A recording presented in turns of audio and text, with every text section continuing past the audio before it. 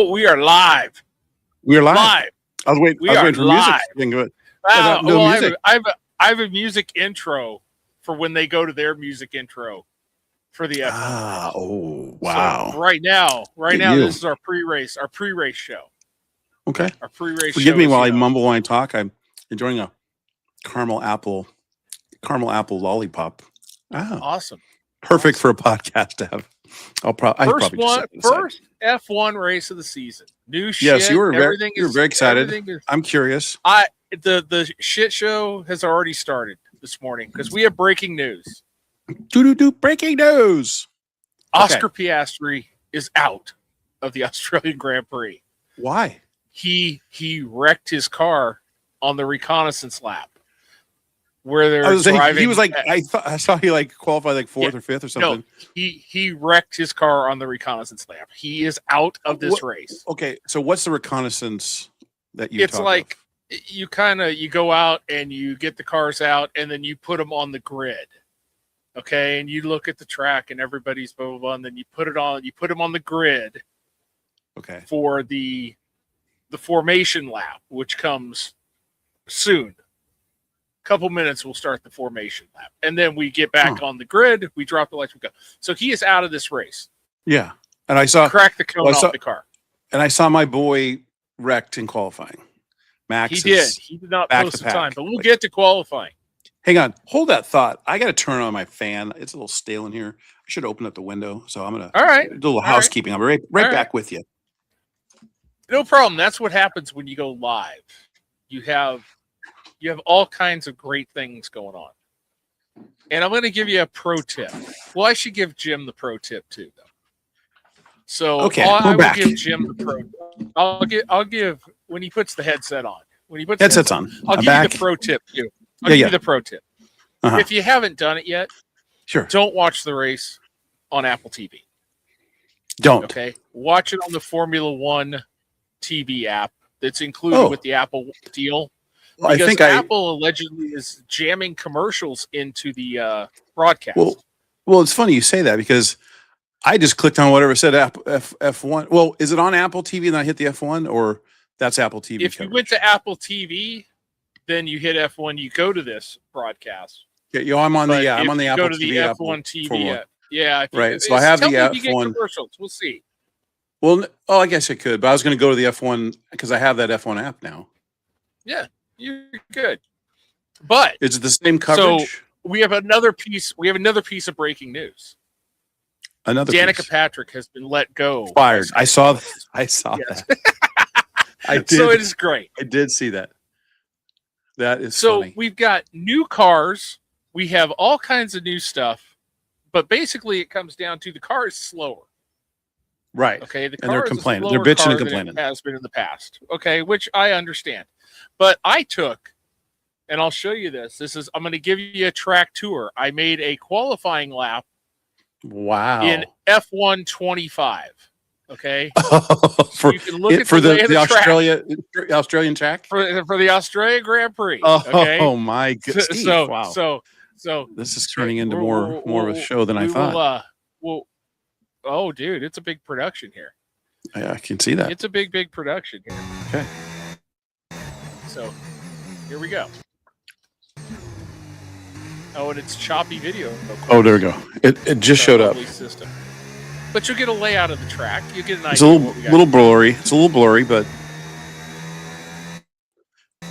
I just see the number 8 on the screen. And we're bouncing in and out. This is our frozen. This is our system, yeah. Which works so well.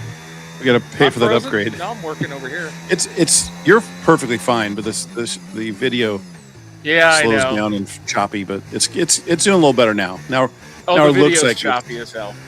Yeah. Well, it was frozen for a lot, so we were like sitting there for 4 or 5 seconds, and then it would go again. But now it's just choppy. But now I can see the speed because that was all blurred. So you hit top speed 264 right now, but it's frozen. So you could be down to 238, 259. Okay. Those are kilometers, dude. So now it's starting to look better, although it's frozen. So the picture is now crystal clear.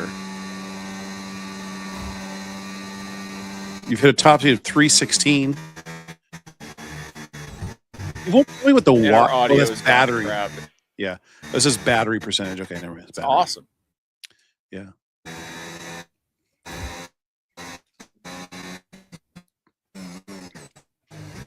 Yeah. So you're driving one of the Red Bull McLaren Oracle team here. This is our show, basically. Okay. Yeah. So we posted a lap of. It'll pop up here. So you're down by a 127.664, which may have been good enough for the pole. No, it was not good enough for the pole. No. Where did you finish in the poll? Like, where'd you finish? Would not have been good enough for the pole. I know, but where'd you finish? That would be fifth, sixth. No, I have it here. I have the I have the actual qualifying results here for us. So Russell had a 118 this time. Who are you? Well, I'm not. This is the actual qualifying. Oh, this is the actual call. Okay, I was like, I thought this was comparing with this is the actual qualifying your results. video game played. Okay, yeah. Well, but I did put myself in if I was in the game. Okay, so there is. You have another picture of that. Let's see. There we go. I would have been 17th. I would have been out. But you were the last to qualify. I would have been slowest of everyone who posted the time. Only 6 seconds. 6 seconds. You know. So yeah, it'd have been rough. It'd have been rough. Steve, I love that we were Team Cure for Boredom. Yeah, you like that? That's pretty good. I'm very impressed with that. That's shickled me titless. I got to remember to turn the comments on. So don't forget, if you're watching this on Monday, you missed a great race, fantastic race. Okay. Oh, great! Now my we've got. I'm losing coverage. Well, oh, there we go. Finally, I do have visual aids for. This is for certain cars. Sauber car from last year. Okay. That was replaced by a new team. Okay. Audi, which just came out. Right. Yeah. So they're the Audis and new kids on the block. You can actually see the wheelbase is smaller. You go, yeah, look at that. It's smaller. It's the same width, but it's a shorter car. Does it make it easier to handle? It's missing the fenders over the top. Mm. Missing those so is this fenders. making an easier car to handle now? I don't know. It's got a lot to do with batteries and all kinds of crap. It's kind of weird. I mean, I'm not so sure on what the hell's going on with this car, actually. I mean, I hear people complaining. I was going to do a whole thing about my preseason predictions, right? Mm-hmm. I mean, I actually did a little bit of research prior to qualifying. And now it just looks like I'm piggybacking because I think Mercedes is going to win the Constructors' Championship this year. But, of course, they're the fastest car. They go 1 and 2. I just think that Toto Wolff is a fucking mad genius. I seriously think if they get it together, Max Verstappen is a fucking machine, dude. He's not afraid of anyone or anything. Mm-hmm. Yeah. And he's always calm and cool and collected. Where these other guys are stupid shits and do dumb things. Now, if you finish the Netflix show? I haven't. So I was just starting it. And I got to get into it. So I just started the first episode. And dumb shit they do. You will see a lot of young kids now, right? A bunch of new kids, young ones. Oh, yeah. I mean, they're you kind of rooting for Lewis, and Yeah. So he left McLaren, he left McLaren and went to. He left Mercedes. Kind of got run out of Mercedes. He went to Ferrari. He wanted to be on Ferrari. Yeah. So 1 minute left. But we'll go. It's time. They're starting to move. The formation lap is begun, Steve. The formation lap has started. Yes. So what? So okay, I know little next to nothing on this, but so what are the odds that Verstappen finishes in the top 10?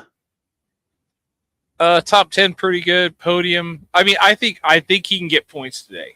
I mean, here's the And thing. what does he? And so where does he need to finish to get points? 10. 10. Okay. Yeah. So here's the thing, though, because the Aston Martins. I love this shot. By the way, don't have the correct. They don't have the correct battery stuff. Their equipment's gone. They may not even do a lap in this race, or they may do one lap and pull it off.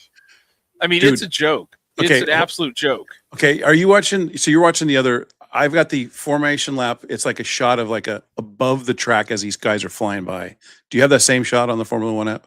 Now it's like a shot of the city and the water. I've got a and shot the of the overhead city, shot. That's sick. I'm sorry. That's awesome. Yeah. Look how fast those cars are flying down, and they're just on this formation lap, right? Yeah, we haven't even started. I mean, they're just. Wait, hold on. Oh, hey, hold on. We have to do this.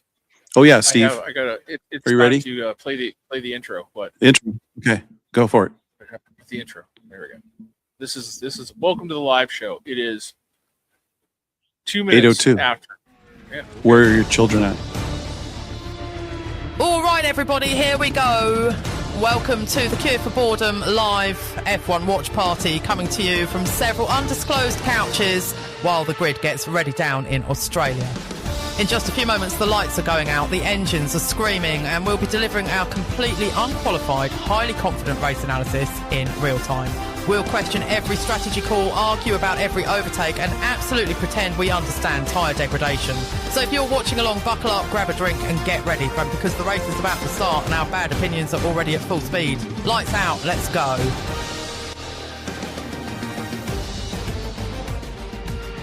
Thanks, Rachel. That's Rachel. Yes, that's Rachel. So, Steve, how long will be this race probably last for? 90 minutes, maybe. Okay. Maybe not even that long. So, how many laps? How many laps are they doing? Let's see. What have we got today? Here we go. So much talk. Looks like 58. 58 laps. Okay. Around the world to crown a 58 laps. Pretty nice. I like the setup of this track. In 2026 begins. I kind of like how F1 rolls in general, just in that. Well, like this ends in like a little stadium area, but are they in shows quick? Where are they at? What city? This is Melbourne. They're Melbourne. That's Melbourne, Steve. Melbourne. It's Brisbane.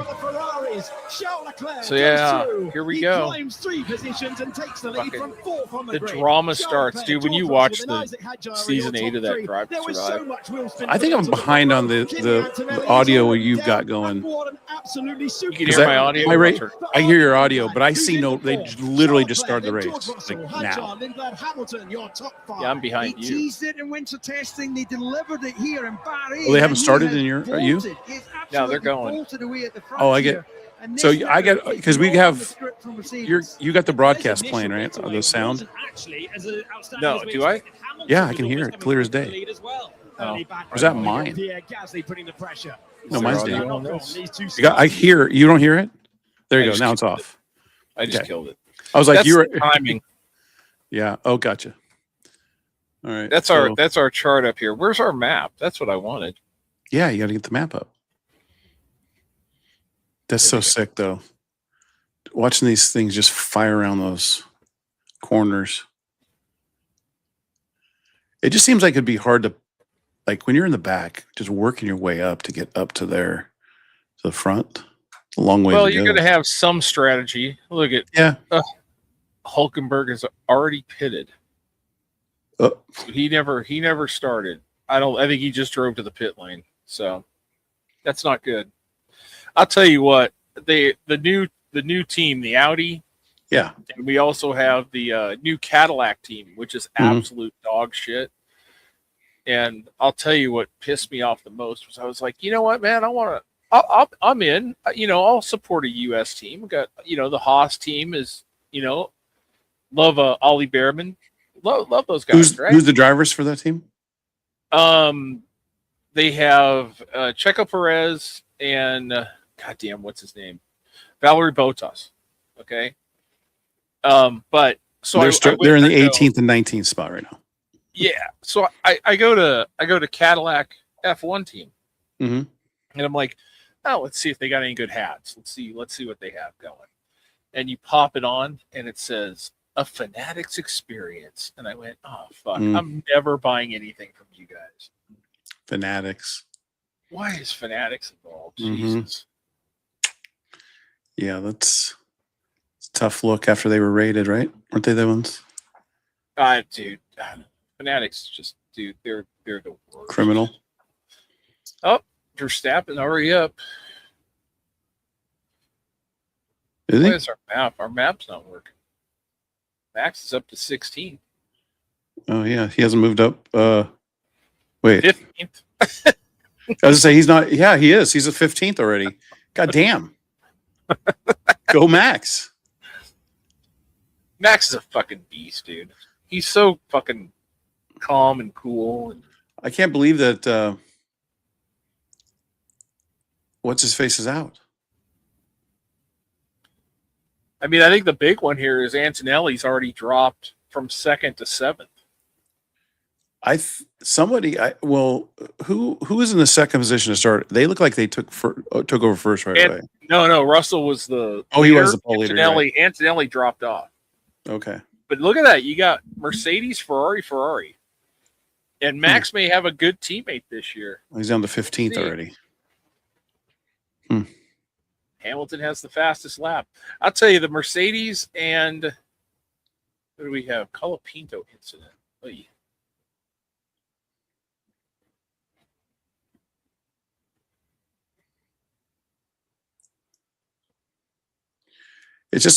I'm just curious. It's just amazing watching these guys drive, the way they can handle these cars and go the speed that they are.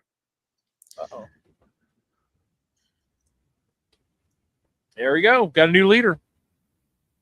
So what's his name? LEC? Jean Leclerc. Leclerc. I feel like he should be a French thief.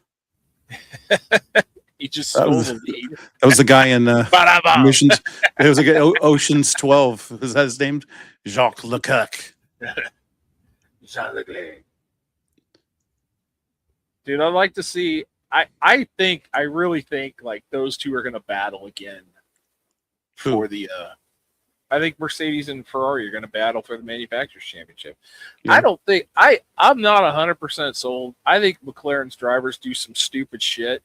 This was part of my whole thing, and was that they do stupid shit. And this was before fucking Piastri wrecked the goddamn car before they even started the race, which has got to be the dumbest fucking thing I've seen in a long time. Mm-hmm. I mean, I remember there was a NASCAR race a while back when somebody wrecked a car on the pace lap. Like they took the guy out of the race on the pace lap. It's wild. Max is 14. 14. So if he gets his wreck in qualifying was really weird. It was like the back tires just locked up. Yeah, he said he hit the brake and just everything locked up on him. Yeah, it just jammed down. He had no chance. Mm-hmm. But yeah, the Netflix show is pretty good. It's always drama. This is male soap opera. That's all this is. With fast cars. Max is 13th now. It's moving on up. He's like the Jeffersons. There you go. And I'm not sure on what we have strategy-wise or anything like that. There's a today. move. Somebody just made a move. Antonelli did, I think. Is that him right there? In the green. You said you watched the first episode?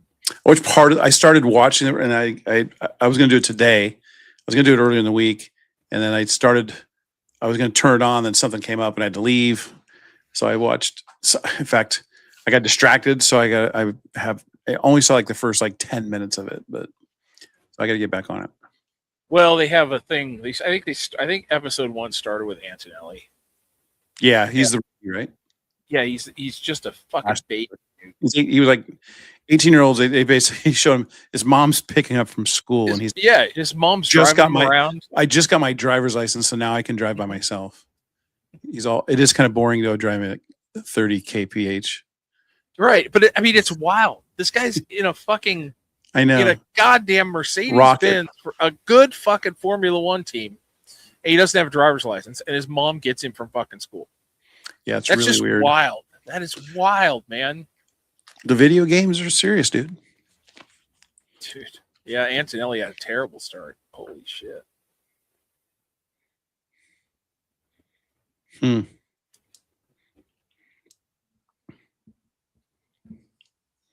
This is kind of a fun show. Not gonna be a lot of talking. Well, it's all right. It's a follow along deal. That's why we have the map up. So if you're watching, you can actually watch what the hell we're talking about. Yeah. But yeah, I think it'd be fun. I wonder how many other races hit in our wheelhouse of recording time. Yeah, I don't know. We did the Vegas race last year. That was fun. We did.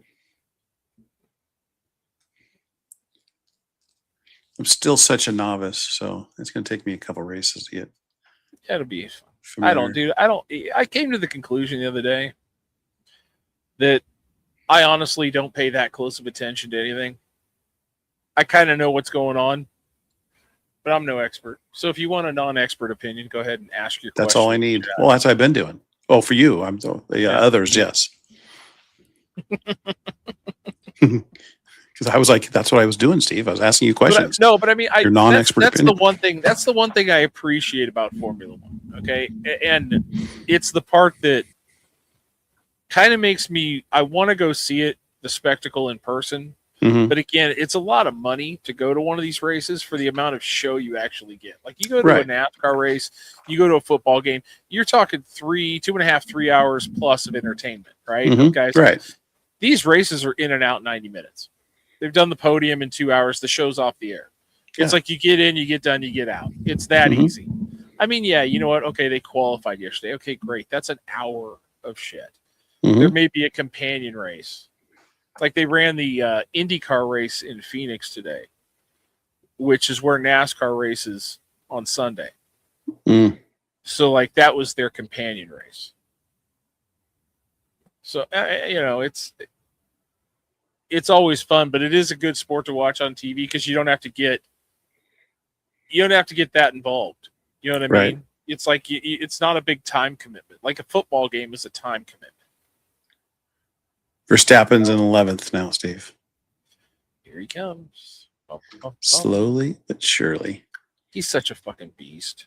They've already burned 7 laps already. Yeah. So how many? Okay, so tell me about pit stops.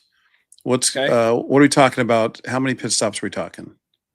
Are 2? I don't know today. It probably it's either 1 or 2, depends on the track. They mandate stops a lot of times, and they mandate tire compound changes. And off the top of your head, what's a good time in the pit for these cars?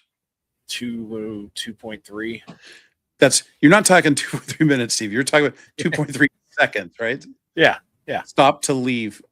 That scene, I know. I mean, I watched the F1 movie with Brad Pitt, and I remember them talking about every 100th of a second mattered, and it seems silly, but when you say 2.3 seconds, it makes a whole lot of sense.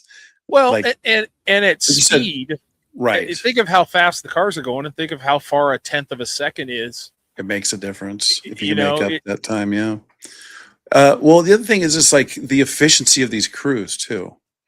Like they're literally choreographed. Like every single piece of movement, step, arm turn, body angle, it's all based on not wasting any motion, right? It's all and it's weird too because the way when we get, I mean, you'll see them when we get to them, and if you're familiar with how like IndyCar or NASCAR does pit stops, actually, I didn't even watch an IndyCar pit stop today, but I'll give you a NASCAR example: is guys can't go over the wall until the car is 1 pit box away.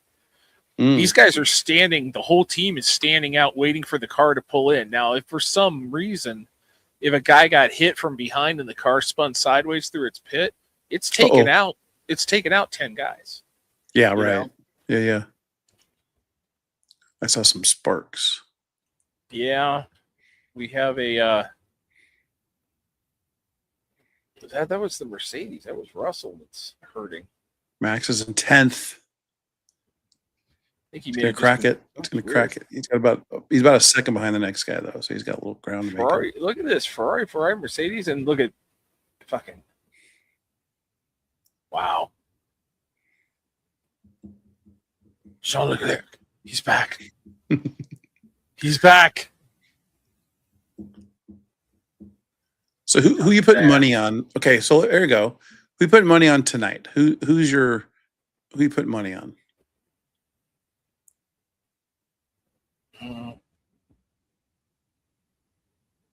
Hamilton. Now, dude, if Hamilton won, that would be freaking awesome. I mean, the Mercedes have been fast. I would probably say Russell, but okay. I mean, they're fast, but the Ferraris are fast too, and not just because he got the pole. I just think that guy, he's really good. Mm-hmm. He's a calming guy, man. It's amazing. These guys are like.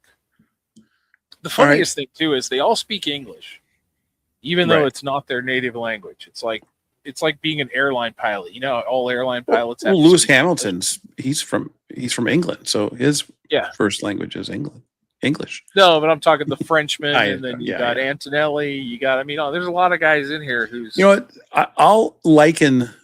I'm going to liken F1 drivers to K-pop singers. They go through training at a young age. This is what I'm saying, right? Okay. Training at a young age, grooming them to become huge, successful race car drivers. Part of their training is learning the English language or other languages and the language they speak, because they know they're going to be a face of something. So I'm sure there's like hundreds of aspiring drivers that are going through similar kind of training programs to become an F1 driver. Whereas what they do, they send these girls and guys to Korea, and these Koreans, some, never speak a lick of English, now come out of K-pop school learning how to speak these languages, and they've taught them how to do everything, the singing and the dancing and all, and that stuff. Is like, because they need an image. And I think these drivers, they have to be an image. They have to be a face of their teams. And there's a lot that rides on these things. So that's my. There is a lot that, like money wise, like the amount of. Max is in 9th. I know. I'm gonna say he's gonna win it. He's gonna come back. What if he comes back and wins this, motherfucker? That'd be awesome. Dude, I'm serious. If he did, that would be so impressive. That would be unbelievable. But it would, dude. He would deflate everybody. Right. It'd be like, fuck, okay. Here we go again. So, Steve, who are you going to... Okay, end of the year, who's your champion? Dude, I still like Russell, man. I just don't think... And again, it's hard to tell with the new Where's he car. out of? He's English, I believe. Okay. George Russell. And again, it's nothing against Max. It's just, What happened? It's who's out? Hadjar, the other Red Bull. Oh. Which is that now becomes worrisome for Max. Yeah, because you got no help. Well, right. Not just that, is usually if something breaks on a car, they're using the same parts. They're using the same parts and pieces and things like that typically. Now we're going to yellow now all of a sudden? It's okay. This is something that's done different. It's a virtual safety car. So no actual car comes out on the track. They just hold their position and they lower their speed. So like if you're 7 seconds behind a guy, we got a pit stop. They're pitting. A couple of cars have pitted. Yeah, a bunch of them are. That's at least 6 they've seen. That's pretty quick. Those are pretty quick. Max has not pitted, and he's in 6th now.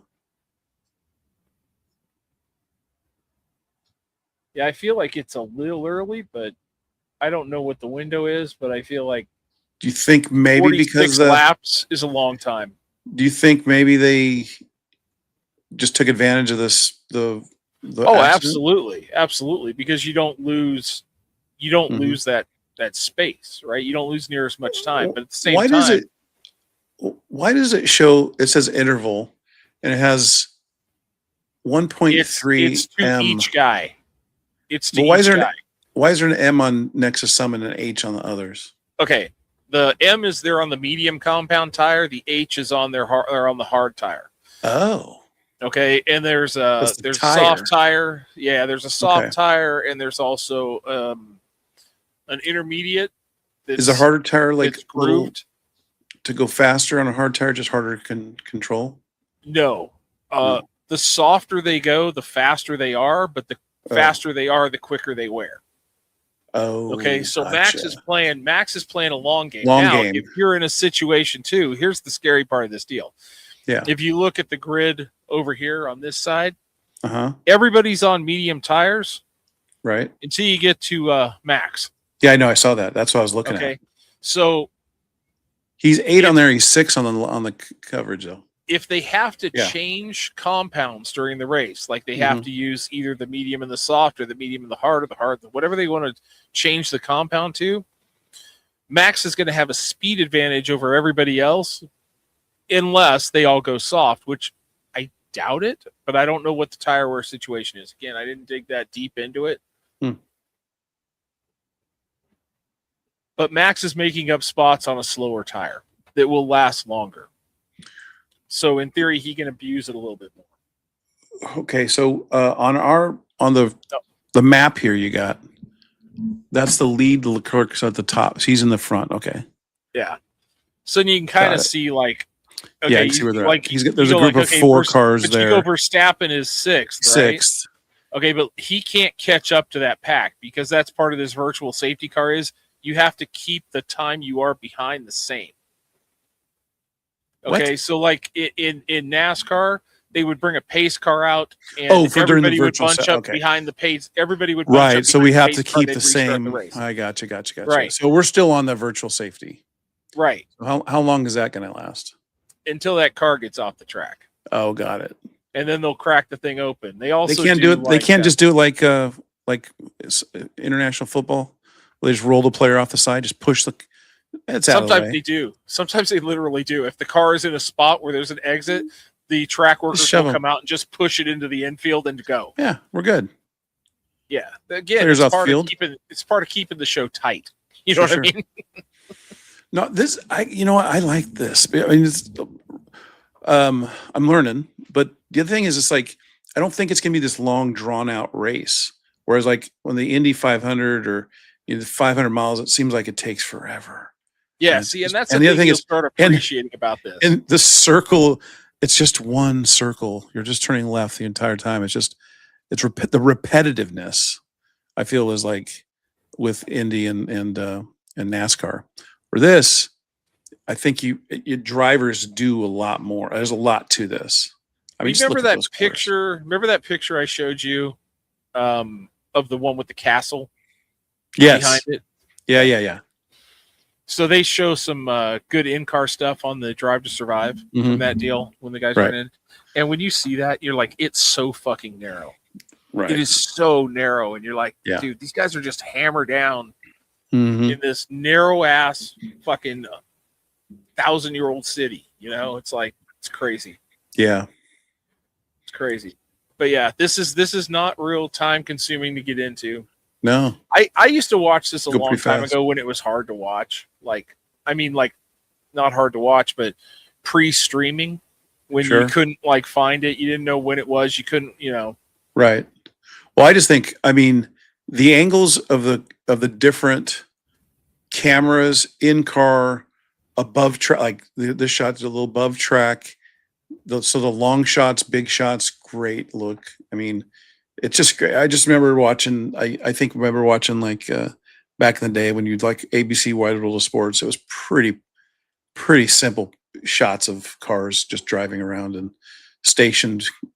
Not a whole lot to those shots, but now it's like just having that's part these of in-car F1. cameras are awesome. Well, F1 being a technology series, first and foremost, I feel like Yeah. they have far and away the best broadcast of any sport on the planet.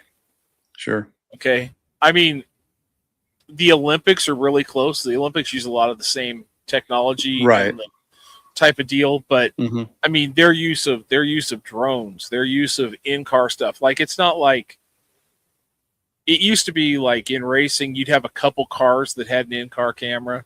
Mm-hmm. Every car has the exact same camera setups. They have a camera in the pod. They have a camera on the front. You know what I mean? They're all wired up and ready to go. So Russell made a pit stop. When was that? Did they make a pit stop in that run? Holy crap! He did. They have switched to the hard tires. Okay, so Russell and Antonelli have switched up to the hard tire. They did. Max is in 6th. We'll see how much time he can make. Antonelli just passed. He's went to 4th.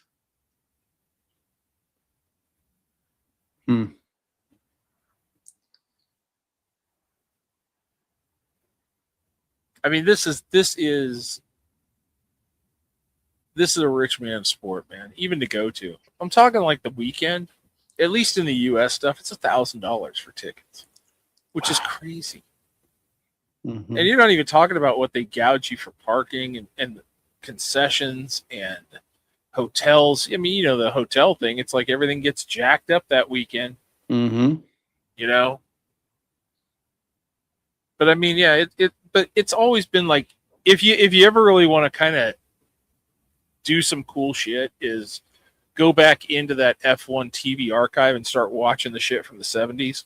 Mm-hmm. And you could see like how small the car was. It doesn't even, this car is smaller, but it doesn't even resemble that monstrosity they had before last year. So these cars now, if you watch the front wing and the rear wing, they have active aerodynamics that will change. The wings will change. The spoilers will change their direction. That's all new for this year. So that spoiler that moved, did they control that? I believe it's programmed in there. I don't know how much control the driver has over it. I believe it's all set by computer, like when you would need it to open up. So at a certain point, based on, I wonder if it's on portions of the track. I think it's based on each track and stuff like that. Like on the straightaways, it will open up completely. So there's that's pretty downforce cool. isn't necessary. The speed is, Oh, someone else. They also have a push to pass type of deal in the game now. So they got rid of that DRS where you get within a second of a guy and you can open your rear spoiler up and get some speed to pass it. It's actually now you have, I think it's 5 chances to use it, which I don't, it's a technology thing, but I'm not a big fan of, like, it's a gimmick. If you can't pass a guy, you can't pass a guy. You shouldn't have a toy. It's like a video game with the turbo button. Mm-hmm. So use them wisely. See how those spoilers folded up? Yeah.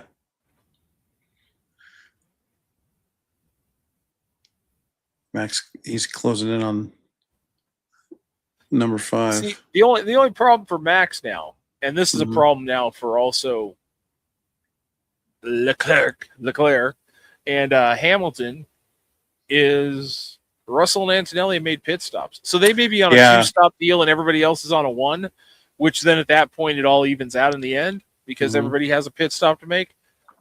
But Max could lose a ton of spots here when it's time for him to come in. Right. Unless you get yourself a safety car.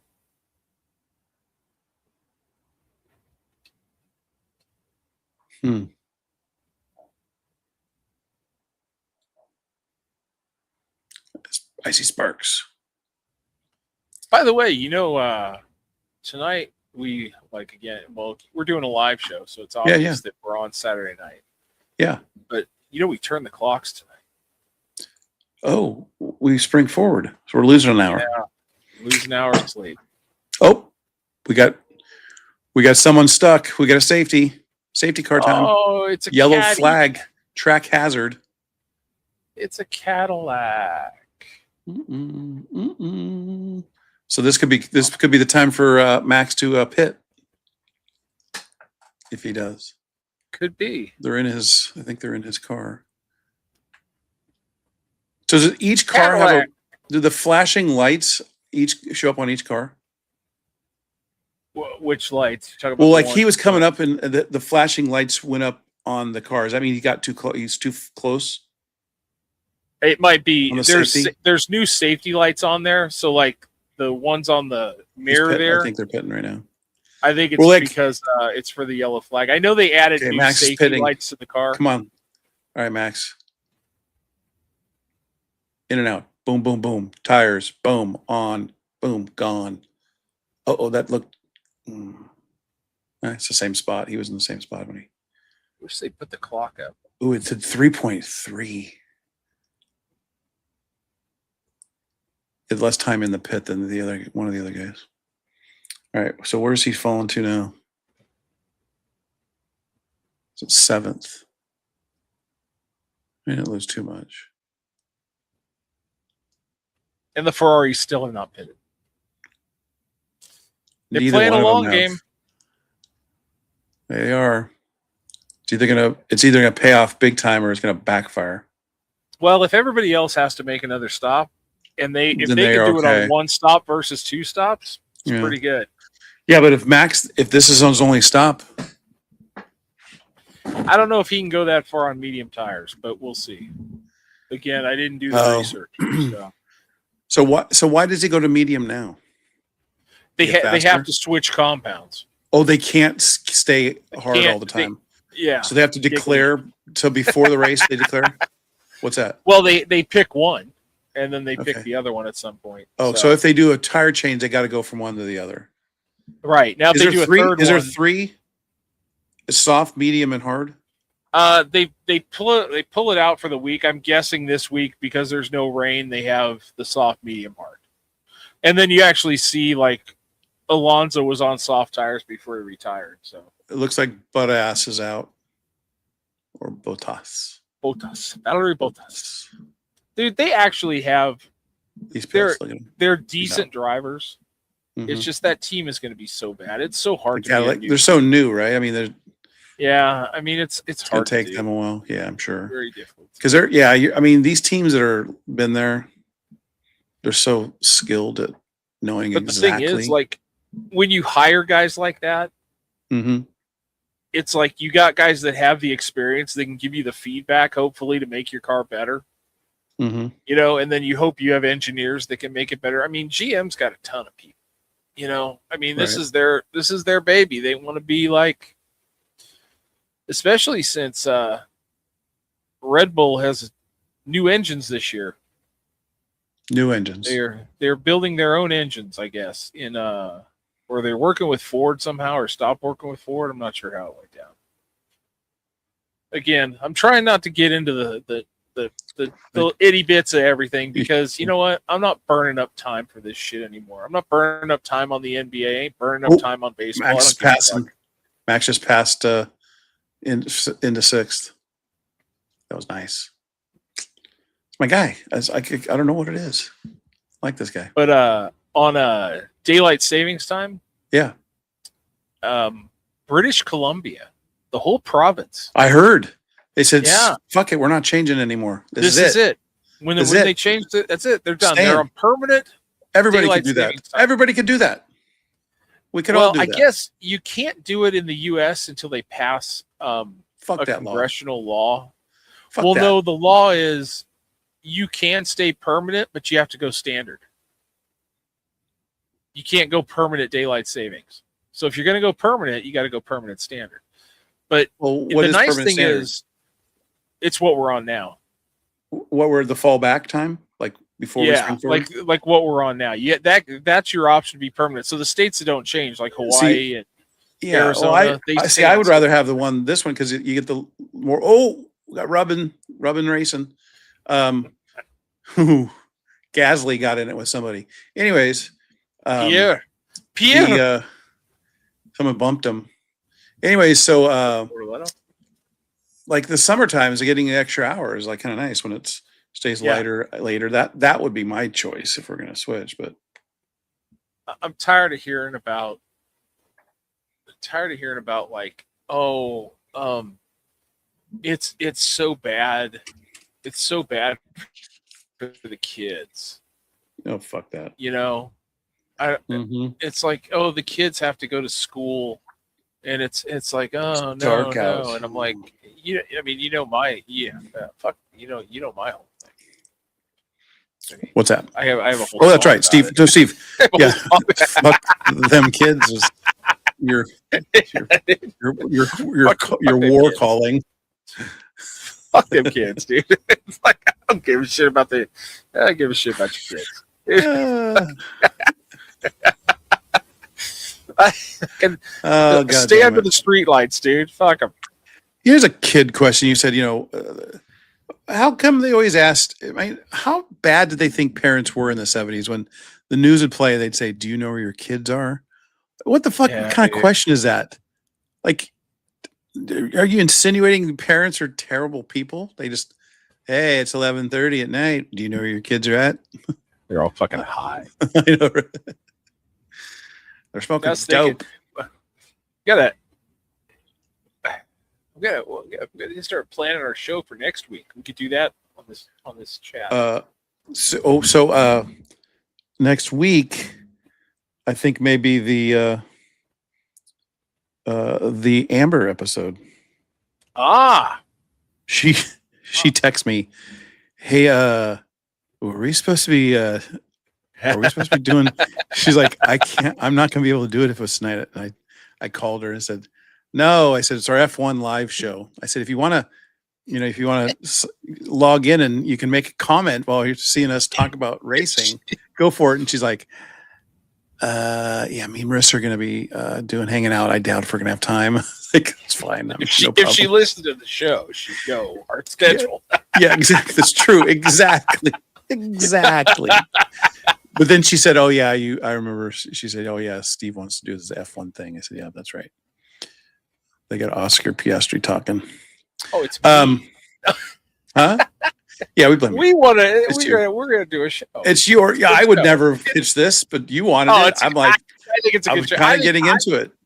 Well, no, I just think because it falls into the wheelhouse of when we record. It's like we ain't doing this shit for the Japanese one that starts at 4 a.m. or whatever the fuck. No, so the next one I do is we're going to have the World Cup watch. We'll have the World Cup episode. And speaking of World Cup, I would do that. Steve, would you like to introduce your hat for tonight? I believe this is a Monster Energy. Is an Oracle hat?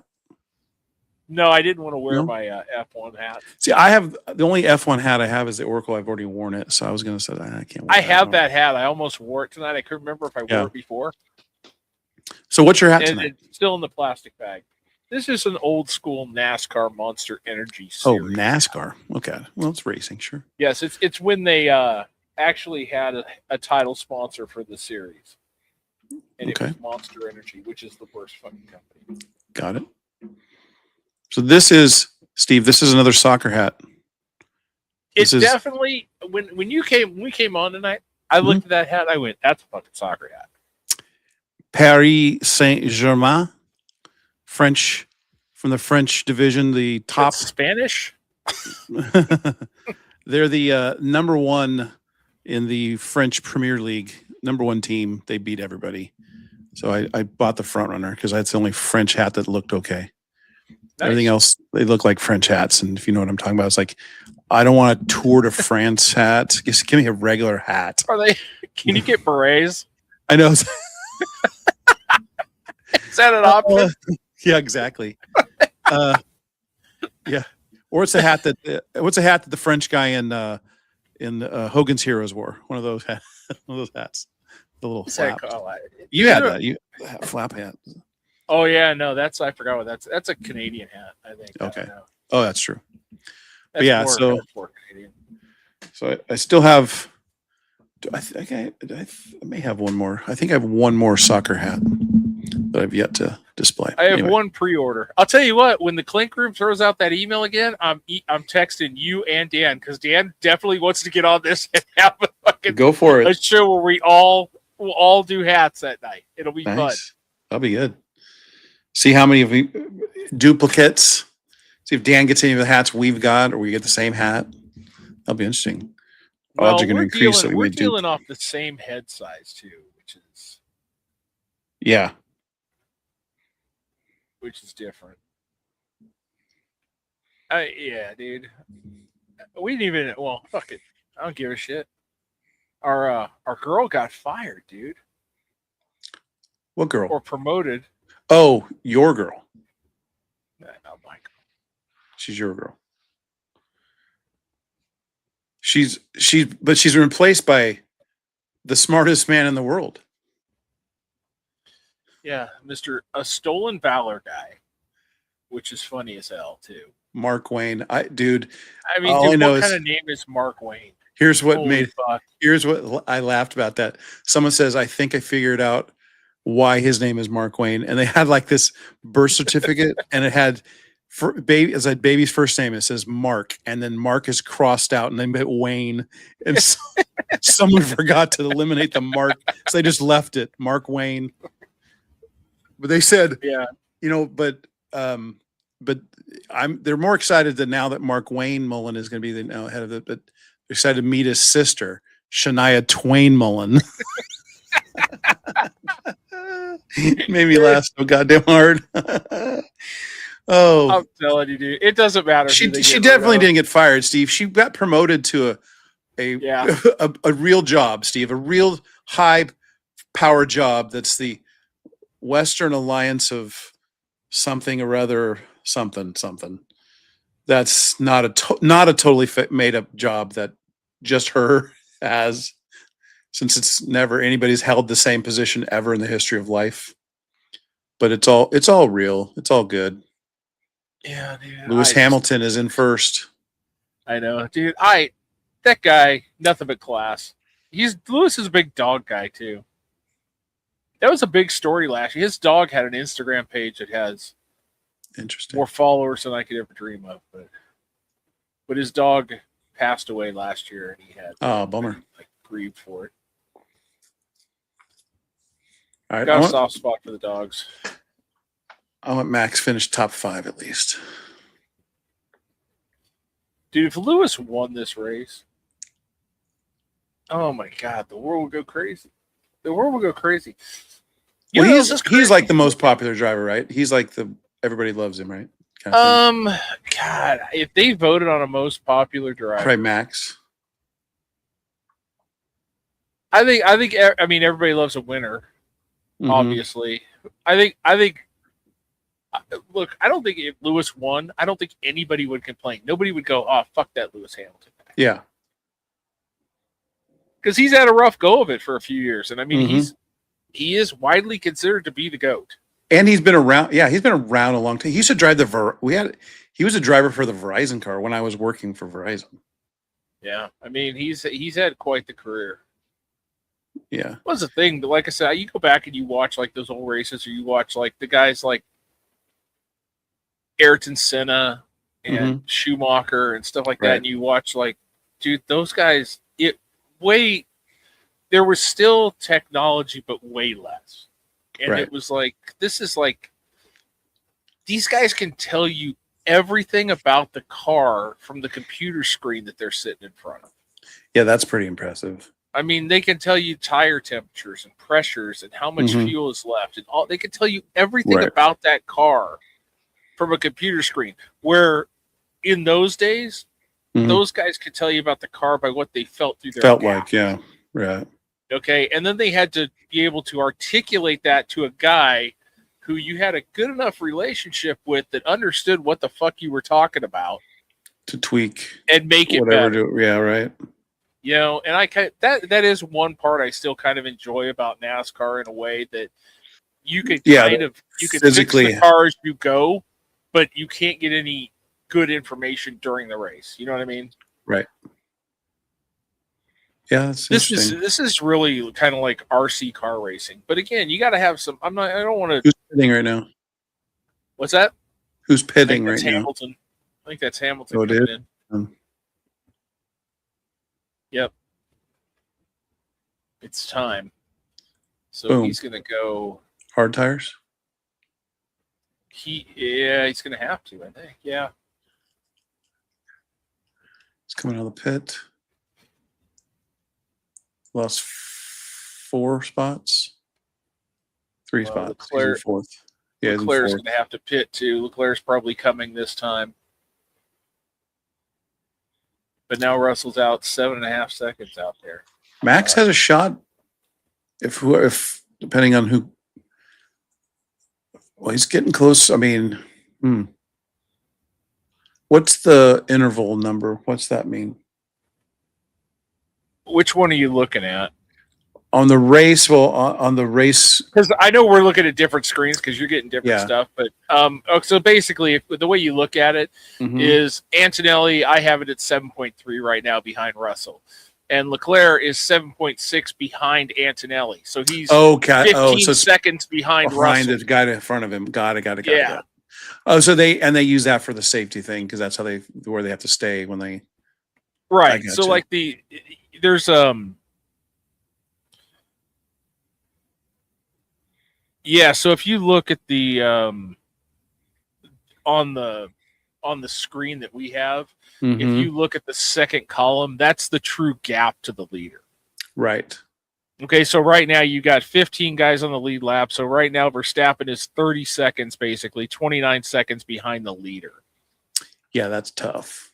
That's gonna be tough to make that kind of. Yeah, he's got 3 seconds behind the guy in front of him, and then he's going to be almost 10 seconds behind Hamilton. Yeah, so that's what I'm saying. I mean, it's easy for him to pick up these back markers, right? It's easy for him to get around those guys, but to get to a podium is a big fucking deal from last place. That's why they make a big deal out of it. But for him to score points today, that's good. I mean, if he could get 5th, that's a good day, especially since he goes around the champ. If he can get around Lando, he's only 2.5, 3 seconds behind Lando right now.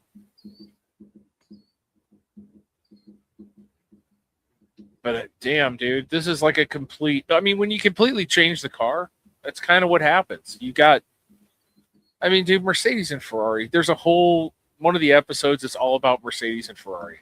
Really? And just about how long they've been in the sport and how they dominated. I mean, dude, if money wasn't an object, I would probably buy a Ferrari. I think it's far and away like one of the greatest superior cars. Yeah. I mean, I don't even think, I mean, there's some good cars out there, but I mean, like historically, Ferrari is one of the greatest fucking cars ever built. Enzo Ferrari was a fucking genius, but that's a whole other show. You ever watch Ford versus Ferrari? I did. It's a good movie. It was really good. Matt Damon was very good in that. Christian Bale. Good fucking movie. Yeah. But yeah, I mean, I wasn't there, but it feels like that was that kind of time. Like it actually mattered. That used to be like the NASCAR mantra. Right. Was win on Sunday, sell on Monday. Yeah. Well, that's back in the day. What it was like, it was a pride thing. Like when Ford wanted to come in and start racing, and then they just wanted to show how great they could be, and Ferrari, they thought they were a joke. Yeah, it was really, really pretty good. But I mean, it's like it seems like every country has, like, I mean, this was born in England. Right. So I mean, you've got cars that are. I mean, Aston Martin is out there. They suck. Alpine is out there. That's a French company. Alfa Romeo. Honda.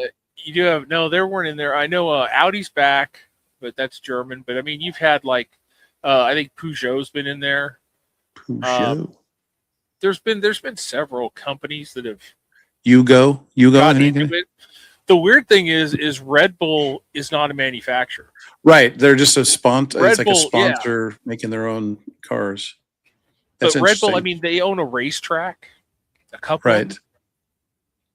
I mean, Red it's Bull interesting that it is interesting that a company like Red Bull became like the rally sport stuff, and then the the Red Bull, those guys that do the crazy stunts and stuff, even bicycles. Red Bull became a thing with racing sports, and then now like they're one of the top of the food chain for F1. It's pretty impressive. I mean, but let's get down to it. They're a brand with one product. Yeah. That's not an expensive product. It's not like they're selling diamonds and jewels and shit. It's a fucking drink. Yeah. There's got to be some margin in that shit for as much money as these guys make. Well, the one thing they did was, everything's marketing, but they marketed that was such that Red Bull, that logo became like just everything. Like, I don't think I've long time seen anything like that. I partake in the energy drink. Okay. Oh, you're wearing an energy drink? Coffee. Well, yeah, coffee is still my number one energy drink, I think. But sure, yeah. I mean, far and away, and I've tasted them all. Some of those things literally taste like battery acid. And the fact that these kids drink this shit, it can't be good for you at the rate some of these kids drink shit, but that Monster's ass, that fucking Rockstar's ass. I mean, they're just look fucking at the battery power showing how low it's now. What are they doing? The battery power is too low. The battery thing, I'm not. You can recharge the battery. How? By coasting, which is why the cars are slower and why guys. Lando Norris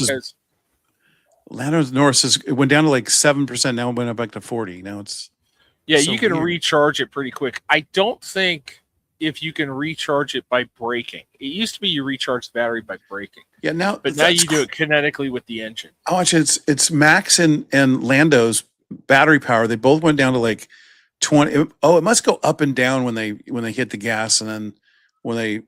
Wow, that's crazy. This is their. They're going up to 78, 80%, 90. Like, that's so crazy. I want to say the number they tried to create it into like a 50-50 hybrid this year.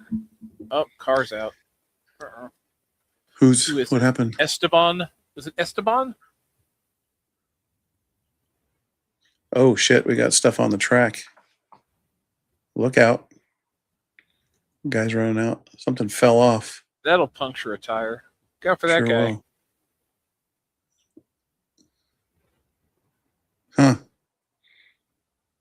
Did it just fall off? He didn't hit anything, did he? I just fucked. Oh, did you see that? Oh, that's wild. Dude. It just flew off as you're making a turn. Dude, wow. Cadillac. I think we're back. We're back in business, baby. Yeah. They don't fuck around. That's the other thing, too, is... Yeah, like I reckon... Yeah, well, there's so few cars. It's not like there's 60 Well, no, but it's not like, okay, we're going to throw the flag. Everybody collect the field. We make 3 laps under caution till we get everything off the track. And then, then we're going to green flag it. It's like, it's out there for a second. If you see an actual car on the track, something's gone really wrong. Sure. You know what I mean? Right. But that's part of what makes this quick, is it's like... Max is going to try to... Max is on Lando's ass right now, and Lando just pitted. So Max is now about to be in 5th. Oh, he's pitting. Yeah, Lando's pitting right now. So Max is now in 5th. God damn it. He's behind Hamilton. That's fucking insane, dude. I don't know a lot about this, but this seems impressive. 2.5 on the stop for Lando. God, that's incredibly fast. Wow. Hey, I watched a TV show. You'll probably never watch it, but it's a show that I'm going to recommend for anybody that's watching it. Because I loved anything that has to do with Sherlock Holmes. But there's a show on Amazon called Young Sherlock. It's a 19-year-old Sherlock Holmes. Do you know anything about Sherlock Holmes lore? Like characters? Do you know who the main bad guy that tortured Sherlock with problems all and through some of the books was James Moriarty. Moriarty was his like arch nemesis, right? I thought you were going to let me guess. I was going to go. Well, I was going to no Penguin. So Moriarty was this like an evil genius that was like up to task, and he basically he put Sherlock through all these tests to figure out things, and he was an evil bastard. Anyway, so in this telling, it's based on a series of books written by some other guy that took Arthur Conan Doyle's work and wrote these books about a young Sherlock Holmes. And this series starts that Sherlock Holmes is 19 years old. It starts off he's been arrested, he's in jail. And he's in jail because he was learning how to pickpocket, but he would steal wallets and then give it back to the people. But he was just teaching himself, how to do these trade. Yeah, it's like learning a trade. He's like pickpocketing and giving he pickpocketed somebody, and before he could give it back to him, somebody yelled, "Oh, he's a thief!" And he's like, "No, I'm trying to." He goes to jail, and then so his brother is Mycroft Holmes. In the books, Mycroft worked for, the Queen, worked for Her Majesty's, royal office, whatever. He was part of the government of England, and he was always kind of cleaning up Sherlock's messes in the back of the day, even in the regular Sherlock Holmes stories. Well, now he's kind of found out that Sherlock's in jail. Sherlock's not doing anything. He's literally just he's kind of a troublemaker, so to speak. And Mycroft bails him out, gets him out of prison on one but he has to promise one thing, that Sherlock will go work at Oxford College, or University of Oxford. And he basically works as a scout. And a scout is janitor / like porter / like cleanup guy. But he's too smart for his own good and stumbles into little kind of, little things, does some kind of stuff that's kind of not great for Sherlock, but he's too smart for his own good. But he meets up with a young student named James Moriarty, and they become fast friends. And the story is 8 episodes long. Moriarty has not become evil Moriarty, but there are signs there you can see. But they're very good together. They're very kind of a duo, and they work off each other. And it was really fun, and I enjoyed it immensely. For me, the GOAT Sherlock Holmes was definitely Benedict Cumberbatch. The PBS Masterpiece Theater, that they called it for PBS, had like 4 seasons of Sherlock, and it was phenomenal. It was so well written, so well made. But this was fun. It was different, and I enjoyed it. And I blew through all episodes. So, wow. Now, where does her other brother come in? For Mycroft, what? John Holmes. John. He's not very. Their older brother John was. Is he hanging around? He was hanging around. He eventually, the family basically disowned him for lewd conduct, unbecoming of a Holmes. So this is kind of like an origin story. It is an origin story, and there was also the adopted brother that went on to fame in American football. That Santonio. That's the other one. Yeah. Well, forget about him. Was there cousin Priest? Priest, distant cousin Priest. Also, him and San Antonio used to link up a lot when they were in the States together. Mm-hmm. Mm-hmm. And don't forget about their younger, much enthused, somewhat chaotic sister Elizabeth. She's serving time now after stealing money from a lot of rich people. So has anyone ever done an origin story after all this time that character's been around? There was a movie called Young Sherlock Holmes back in the day. I remember it. It was a fun movie, but that's all they've done is one movie. There've been a few TV shows, nothing as well produced as the one on PBS, but it was really, really well made. So you're my go-to on Sherlock Holmes. If that show, I watched a couple episodes of that show. You turned me on. It was pretty good. Which one? The one you had me watch on Hulu. Paradise? No, the Sherlock Holmes one. It was called Sherlock. Oh yeah, that's Sherlock. Well, yeah, I think it was on Netflix for a lot of. It might be on Maybe Netflix. that's where I Might be, watched it. but Sherlock, yeah, it's excellent. I mean, yeah, that show. Something So, about it I okay. really liked a lot. These are all based on books.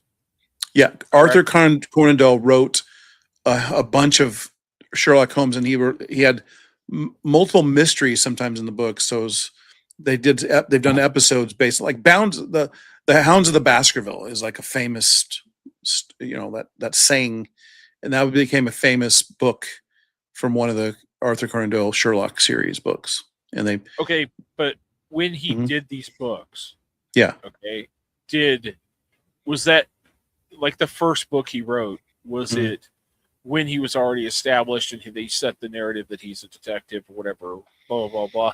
So anything they do as an origin story, it's not them adapting something he wrote, it's something they're taking from that No, character. he started Sherlock Holmes as so you didn't have a complete backstory of like his life.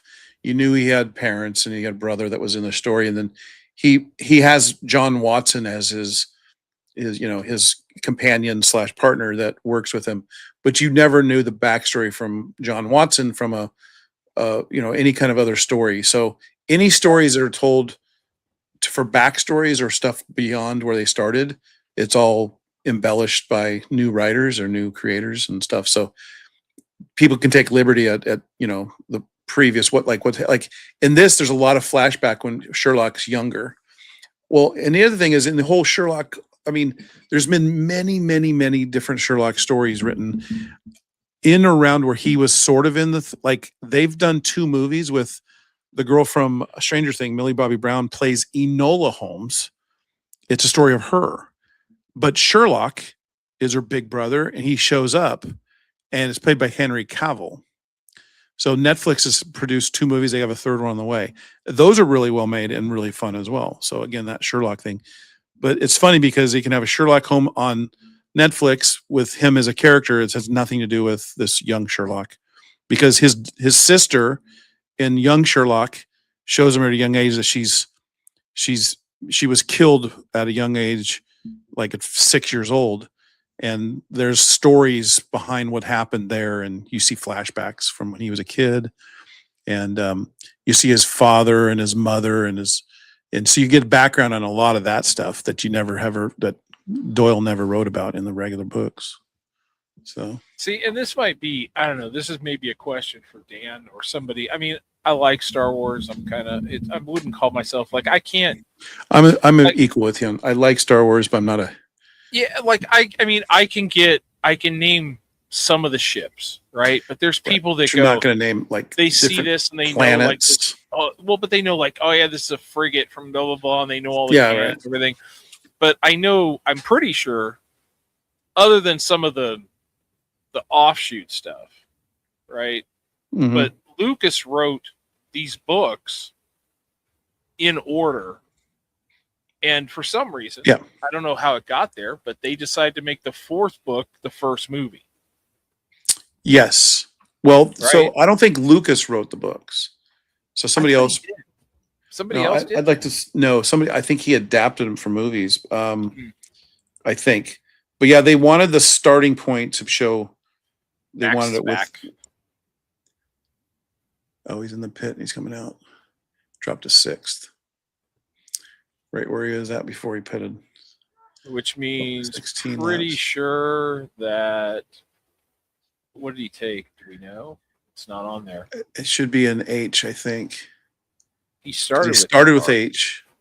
Then he was with the medium, right? I don't know. They don't know. They don't know. They don't have it. I don't have it yet. Is it on here? Nothing showing up on the coverage. He had 21 laps on the medium tire. Okay. All right. So it's a certain amount of laps or times you can change. Well, no, I'm just wondering. You can change. It may be like I said, it may be a 3-stop race, but I was just looking at how many laps he had on the mediums because Norris has 5 on his mediums. So it's going to be either Norris is going to start to lose a bunch of time, or he's going to have to get more. Now they have 22. This is like maybe I don't know what he put on, but anyway, sorry. Well, I mean, we are doing race broadcast, so right. But yeah, I just found it weird that even if he adapted it, why you adapt the fourth book first? Maybe he thought it was the better story. I don't know. It's kind of. I think he wanted to tell the Luke Skywalker story from the start from there. So, first Star Wars novel, 1976, was ghostwritten by Alan Dean Foster, credited to George Lucas. What's that mean? I don't know. So while George Lucas created the story and the universe, the vast majority of Star Wars books / novels were written by various authors, not Lucas himself. So 4 other people wrote. Oh wow! But he created it. That's weird. Yeah, he created. He probably said, "I got an idea." It's like creating Bugs Bunny and then having a bunch of people write cartoons. Yeah. But I mean, Well, how I you think keep Mel Blanc that's even stranger though. That's Yes. even stranger that you would He have created people that who somebody would else keep write it. a canon of different people who's writing it. You know what I mean? Mm-hmm. Like you got to have a pretty good encyclopedia of stuff. Like I don't know why this. Well, that's a I kind of. remember this, but I think that's a kind of thing when you create something like that. He probably had this. He probably wrote out characters, places, who this is, what they are, type of alien they are, where they come from, what their species does, kind of character they are. He has probably build that out. Then he has people start writing it. I guess I think he maybe intended on. I mean, he was planning on making movies, so he figured he'd write a series of 9 books with stories that he's going to come up with. I mean, well, and I know, and I don't know if I could be wrong, but he could have had a story like this. The stories, and they're essentially not 9 novels, whatever. But maybe he wrote the 4th one first, and he wanted that to be episode 4, and maybe then they we didn't even have go all back. of them. Maybe they didn't. I don't know. But like I know, like The Office, like somebody was in charge of a book on every character. Really? So like, yeah, they had like a Bible. Like you have a show Bible, but they also had character Bibles. So if you ever wanted to look up, right, see, like, that's a good thing to do. Your character did this or this, and how but they if you need related to this or whatever. But if you're going to be again, also with the accuracy, if you're going to write something about somebody that's going to use something that's came up in the past, you better have it. Better have the information to use. That was the thing. Like if somebody was, if they were going to write something into a show that said, oh yeah, let's write this storyline about somebody being lactose intolerant and it causes problems. And then you go, well, wait a minute. In these episodes, we had he was drinking. And they never said shit. You know what I mean? Mm-hmm. Yeah. So I mean, it's a continuity thing. Yeah, that's the thing. Is like, that's a big thing when you're writing movies or television shows. You better have your shit straight, because it's easy to write something in that you go, why is he walking with a limp now? But I mean, you have so many different people writing episodes, and it's like if you're going to put a small detail in, somebody is in charge. I'm sure, like a line producer or something that's in charge of going through the Bible and making sure it all checks out. Yeah, because like, fans don't catch that shit. Like during table read. Wait a second, Creed never would have ever gone to. He was always claimed he worked for the CIA for a long time. That was one of the best characters ever on that show. Absolutely. So great. Like half of it, you're like, he's crazy, right? He's full of shit. He might not be. I don't think he's that crazy. He's crazy, but I think the shit is real. But it was always leaving you like, he was such a weird guy. So funny. Great show. I think I need to start watching some more episodes again. I tell you, I started The Sopranos again. I did that a couple years ago. Yeah, God, such a goddamn good. Oh man, the one I always loved. I think I watched this episode and then I went back to the start. I watched the one when Paulie and Chrissy were in the woods with the Russian, trying to get the Russian guy. Yeah, it's a goddamn funny episode. When they're eating the ketchup in the car when it's freezing. God damn. I'm getting a lot of YouTube videos lately of, you watch one and then all of a sudden Yeah, you get your logarithms Oh, you changed. see, Yep. but I've been watching like shit about Goodfellas, like why Tommy really got fucking whacked and how it went down, like the real story and shit. Mm-hmm. And I didn't even know that. You know who killed Tommy in real life? Oh, that was a true story? John Gotti. That was a true story? Yeah, John Gotti killed Tommy. Really? Yeah. Wow. Once they got the green light to take out Tommy, John Gotti was the one who fucking put the bullet in him, allegedly. Huh. So Goodfellas was all based on... Well, I guess you're right, because that Ray Liotta's character was what's-his-face. Yeah, it was all Henry Hill, but they were talking Yeah. about like this shit about... John Gotti was the one that pulled the trigger, huh? I've seen videos on like Janice and what her deal was and the Mhm. babysitter and how much of that shit is actually real. But like shit That about scene his is- wife. That scene is so great. Like, and how much shit like Scorsese played down and played up, you know, but like Mm-hmm. his wife was way more involved than they make it in the movie because they wanted her to seem like a sympathetic character, They definitely made her out to be a sympathetic character. but she wasn't at all. Mm-hmm. At all. Interesting. She was just as hardcore involved as he was, and she knew everything that was going on, but she wanted to live that life. She loved that life. Interesting. You know, and she's not the one either. Like, she is still in witness protection. No shit. Yeah. She is still, after they divorced. Henry was, I mean, he was in and out of witness protection. He said, fuck it, I'll just take my chances. Well, He'd yeah, show but, I up mean, on he Howard got, Stern he all got the time. busted he got busted for selling cocaine Yeah, I know. on witness fucking. I mean, he's a fucking an dumbass. idiot. But this is He is after a they got dumbass. divorced. And I didn't know his kids wrote a book, Really? which is wild too. Yeah. All I know is that scene when he's walking and seeing the helicopter and he's just paranoid as shit. Yeah. He just keeps snorting coke and he's just, you know, that whole scene in the kitchen with his crippled brother and the babysitter and the coke and the pasta sauce. And then when they fucking try to flush it, and it's like, good Lord, that was just a crazy scene. That day, that just whole day was just like leading up to that. There's so many great that, you know, Hey, you hear that? I know Godfather is, you know, the best supposedly, and it's Max is great. back It's knocking on the door. I know he's like a half a second from Norris. He's right there. They're showing right now.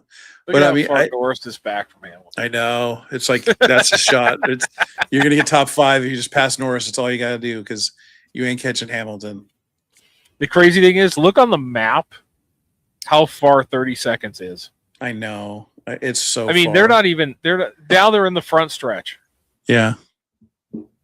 Like there's lap cars between. There's what? Well, one, there's- two, three, 4 lap you got cars in between. Leclerc Norris and Hamilton. Yeah. And then you go, oh, where's there's Lando Norris way back over halfway around the other side of the track. Yeah. Yeah, there's been some. I've seen a lot of like the casino and the Goodfellas one. Like real, like here's what really happened in this deal, and they have real pictures of these guys, and you're like, okay. It's like, I think that's all they're doing. They're just keying on this Verstappen Norris. Is Verstappen going to get in the top 5? I mean, that's the That's only only battle focus. on the track. now Yeah, at this everything point. else is like. I mean, shit. Antonelli's almost 6 seconds behind the lead. Do you know Paulie was really a gangster Paulie in in The Sopranos? Sopranos in real life. Yeah, That doesn't surprise me. he took I love acting Paulie. classes in prison. Oh shit. Paulie Walnuts, dude. Paulie was an all-time character. That hair. All-time character. But it's funny. I think I'm in season 2 right now, like Okay. late into season 2, and just the shit that went down in season 2 is just like There's a lot of good Remind years me in that show. what but season what's 2, happened in season 2. Remind me of some things. When Janice shot Richie.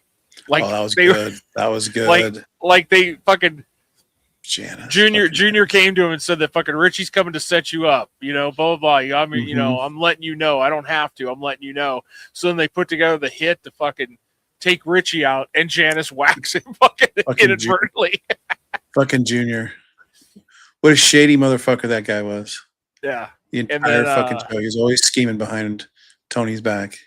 And then there's the scene where there's some good his the mother episode. scenes probably.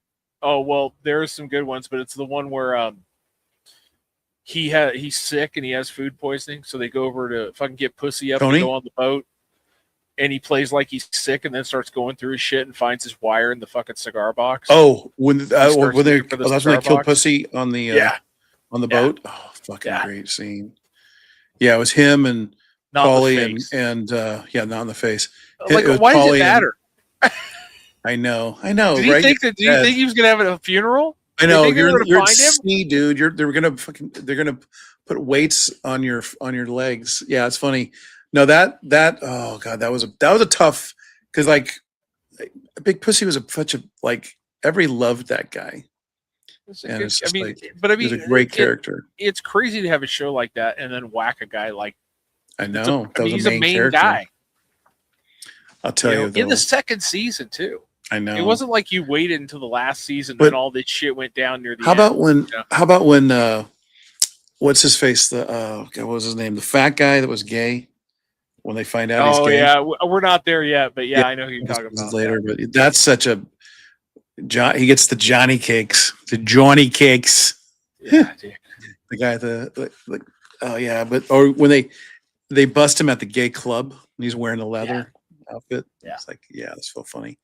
There's so many. Like, I mean, I remember one of the best ones. It was early on. It might have been first season when Tony takes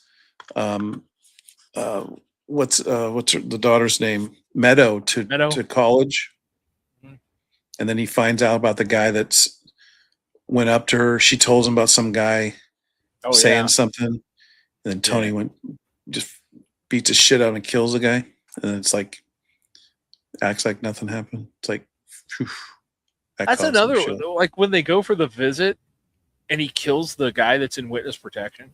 Yeah. Like that was, well, that's right. That was a different. No, that's right. That's I know it's a different deal, but he beat the shit out of the other guy. That was a guy from the other family that was, talking to Meadow in a way. But no, when he went away to the school, that's right. He found the guy. He just ran into the guy. He just saw the guy because he at the school, wild. And then he choked him out. I think. Yeah, with an electrical cable. Yeah, but that was like. And then just went about his business. Yeah. Yeah, that show is fucking wild. I will drop that on at night. It's one of those shows too where I've watched it so many times. I really don't have to pay that close attention to it. Have it on. Kind of when do I need to start paying attention to a scene coming up, kind of thing. Yeah, and that's kind of what I like, because I mean it's not like.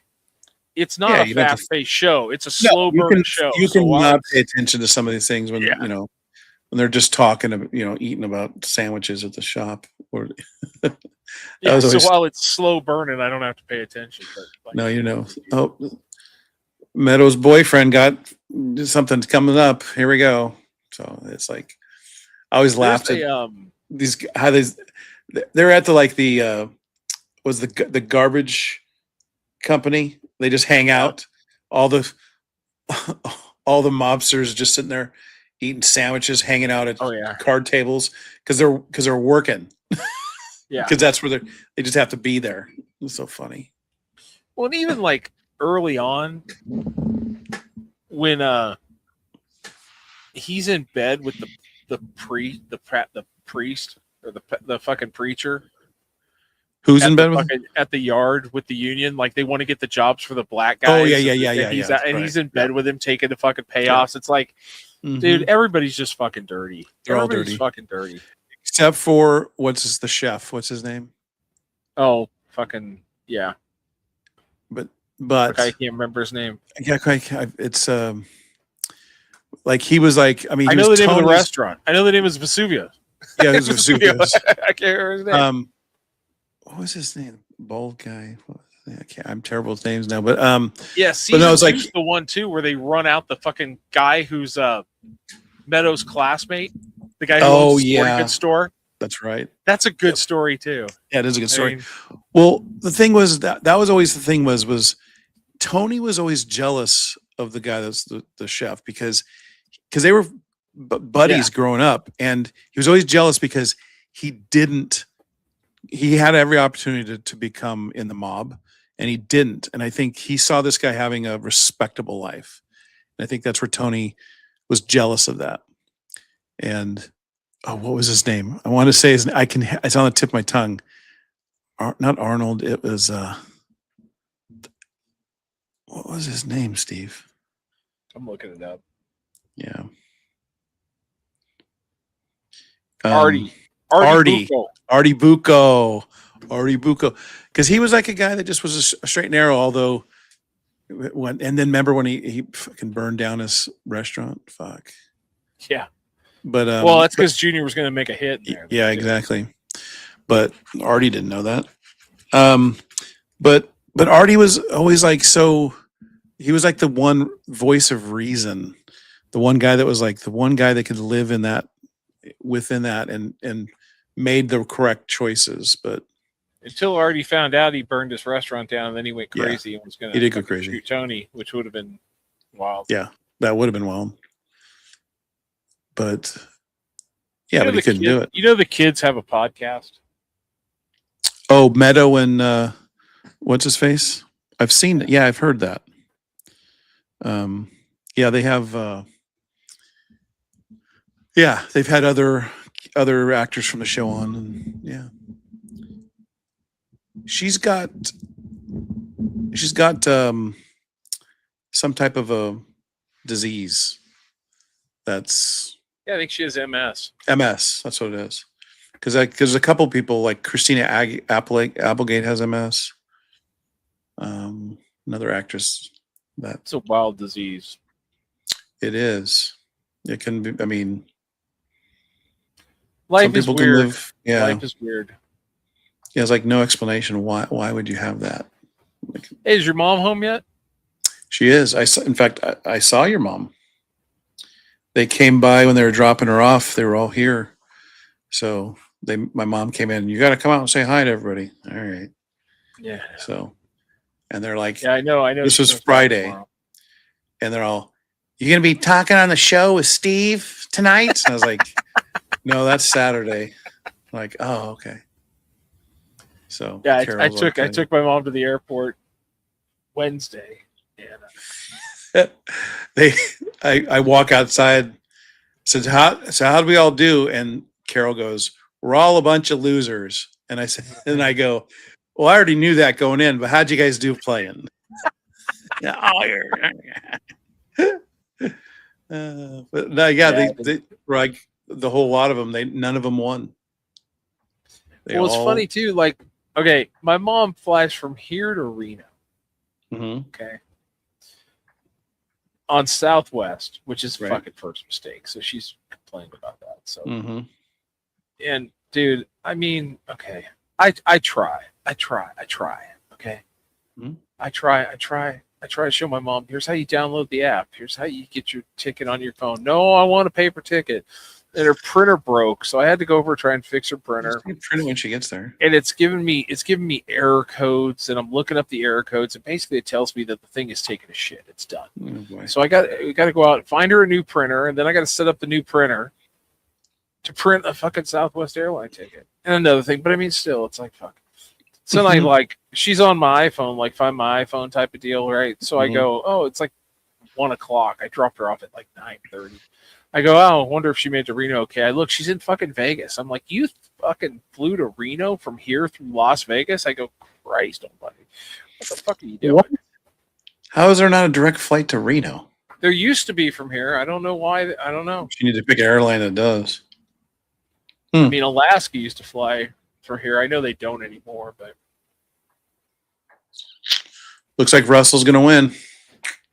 Yeah, it looks like Hamilton will not get on the podium, but nope. I mean, 1-2 for the Mercedes. Constructor leaders, though, right there. Mm-hmm. Mercedes, Ferrari. There it is. That's kind of where I think these guys are going to fight for it all year. I really don't think. I don't think McLaren is going to be.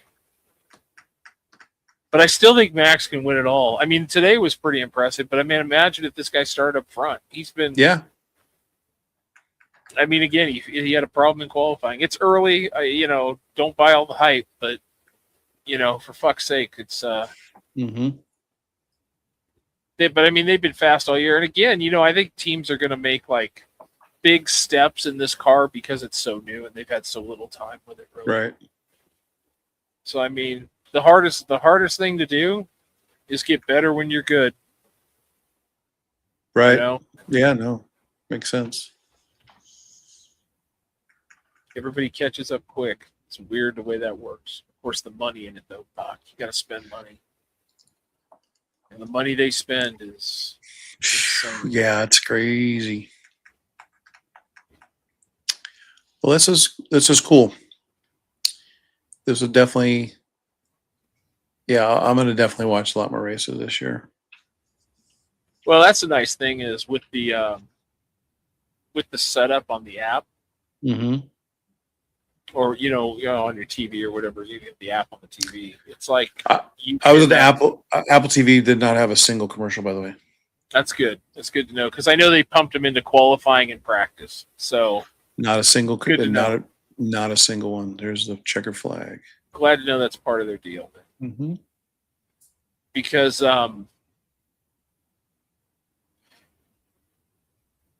you'll get up they'll run a race at 3 a.m, 4 a.m, and then I get up on Sunday and I'll go, okay, watch the replay. I kind of get I don't mess with my phone. Or I don't mess with the internet. I put it on and I go, here we go.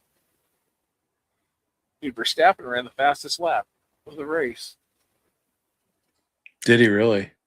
Yeah. Yeah, that would have made a difference if he started up near the top. I mean, that wasn't real exciting, but I mean, they're almost Norris is finishing 51 seconds behind the leader. Yeah, I know. That's the problem. Yeah. With a lot of these. I mean,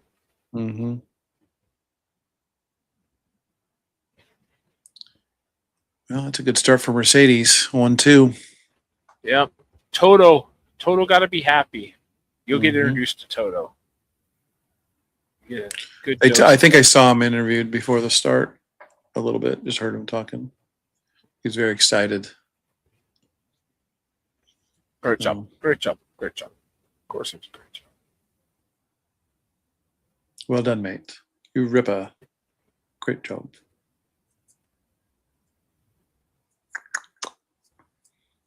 Well, Patronus.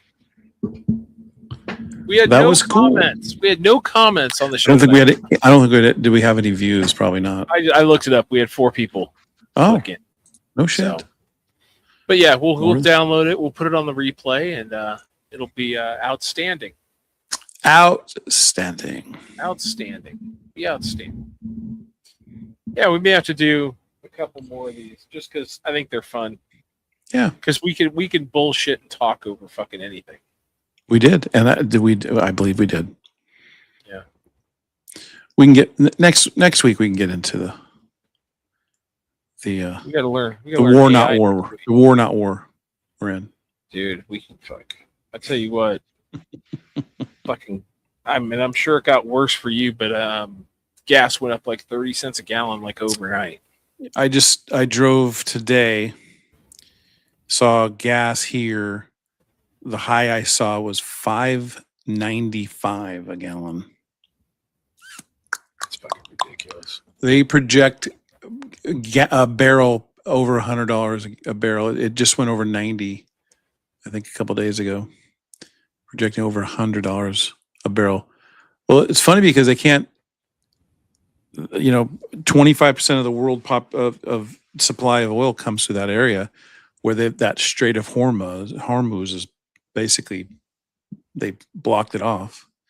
Here's the thing, that the crazy thing, and the U.S. isn't saying anything about it, but that crazy thing you heard about, supposedly the Indians invited the Iranian Navy ship and the U.S. to do some training exercises, and then Yeah, they basically said they were not supposed to have any live ammo, and then unprovoked, U.S. just sinks that ship, and then left,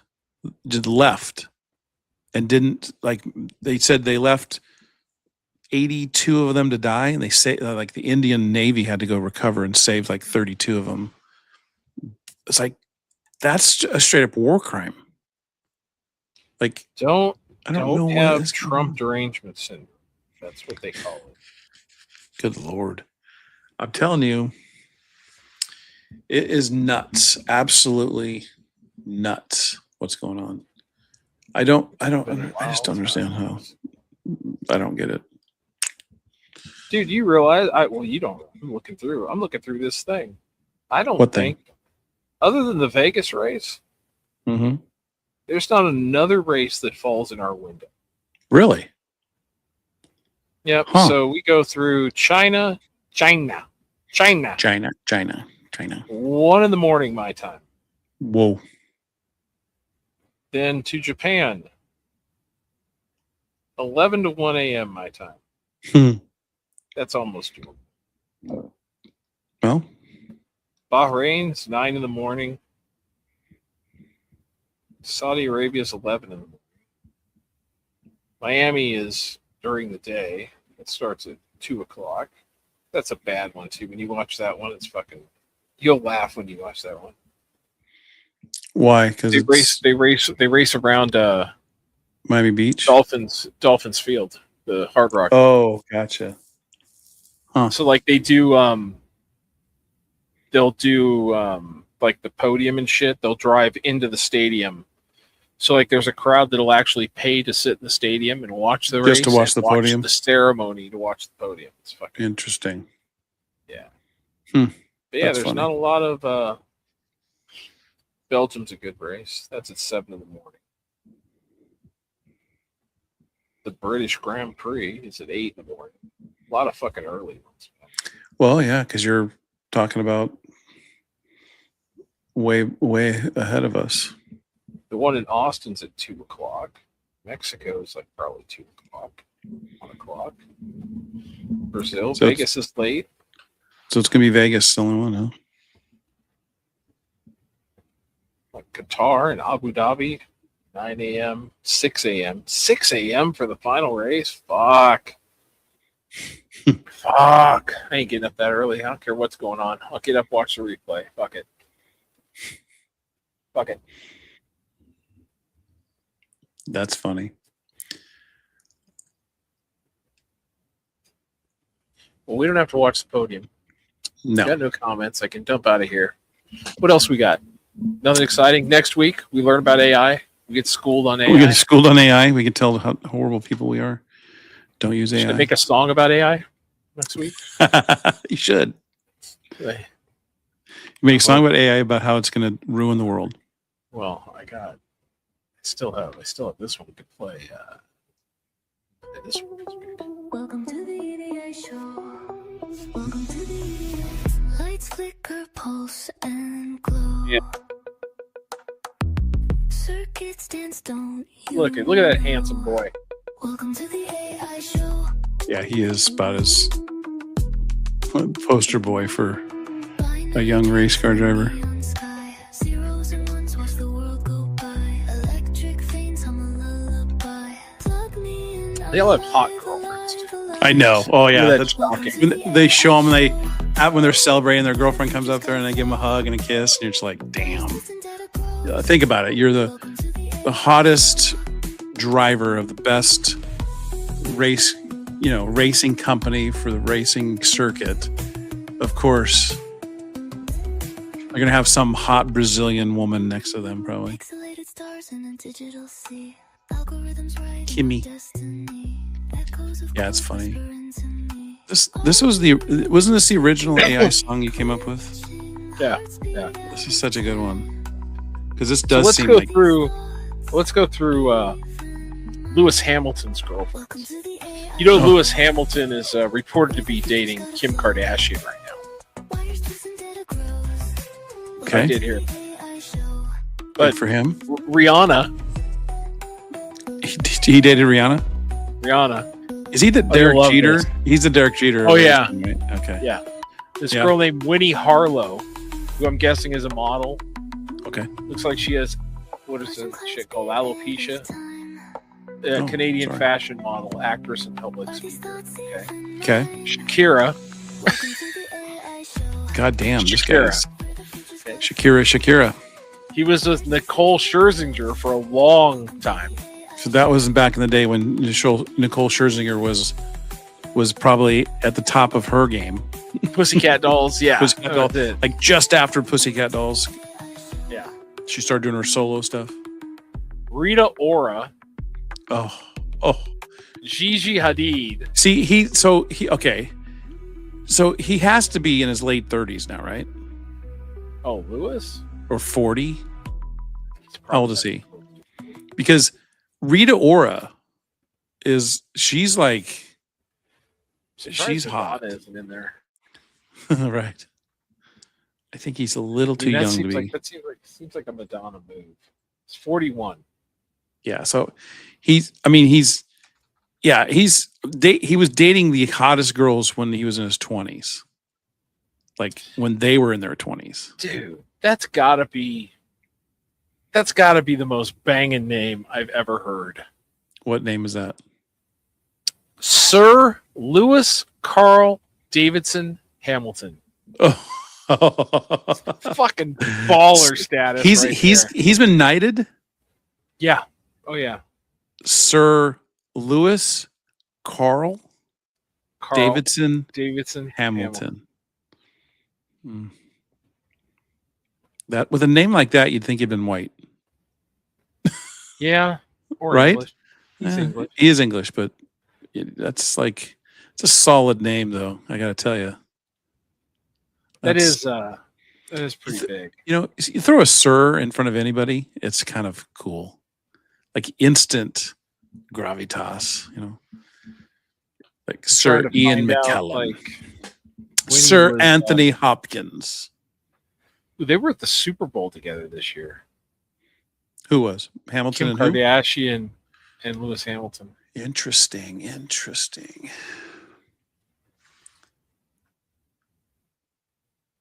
In 2015, he was ranked as the richest British sports person. Really? With an estimated worth of 88 million pounds. In 2018, it was 159 million pounds. By 2020, estimated at 224 million pounds, making him the richest sports star in the history of Britain. By 2022, that had increased to 300 million pounds. Wow. So he's goddamn loaded. Like he's living a good life. Like, oh yeah, that guy has no stress. You know, because he's won it all so many times. It's got to be weird to be. So now he's like the pressure's all gone now. I mean, yeah, you want to win, but They say he could be over $500 million right now. that's wow. That's something else. I gotta tell you. Yeah, I mean, and you got to think it's obviously.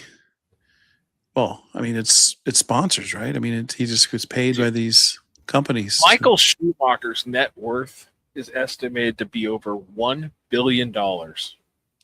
Really? Wow. Yeah. Wow. Huh. You wonder why these people. I mean, good Lord, that's a boatload of money to make off of off a sport. I mean, it's like, I mean, watch that Schumacher doc on Netflix. I should. Michael Jordan's worth $2 billion now, $3 billion. Yeah, his is a weird deal, though. I think. I mean, because a lot of his net worth now is tied to that sale of the Hornets. Man, Mm-hmm. he made a lot of money selling that team. Yeah, What is Jordan's net worth?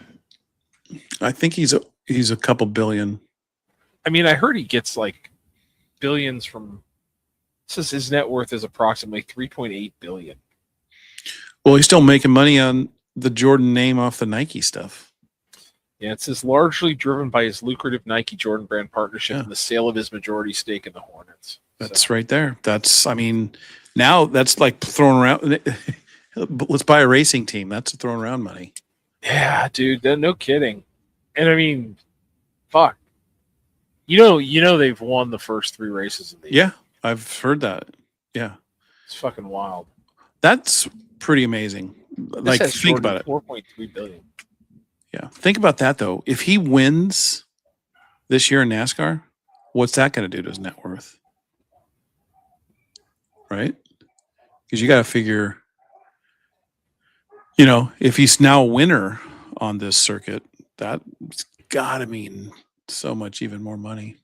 Yeah, I think what it helps him though is I don't think it increases his net worth so much as it does solidifies kind of his he doesn't have to spend out of pocket on that team anymore. So now he's not in a money out situation. Right. He's actually earning. I mean, because he still throws advertising dollars towards the Jordan brand on cars. Like he actually had a car win with the Jordan logo. Jump band on it. Wow, that's kind of sick. I was at Dick's Sporting Goods today. Had a gift card that was just kind of burning a hole in my pocket. So I if you see behind me, this thing. Right here, yeah. Little Niner logo helmet.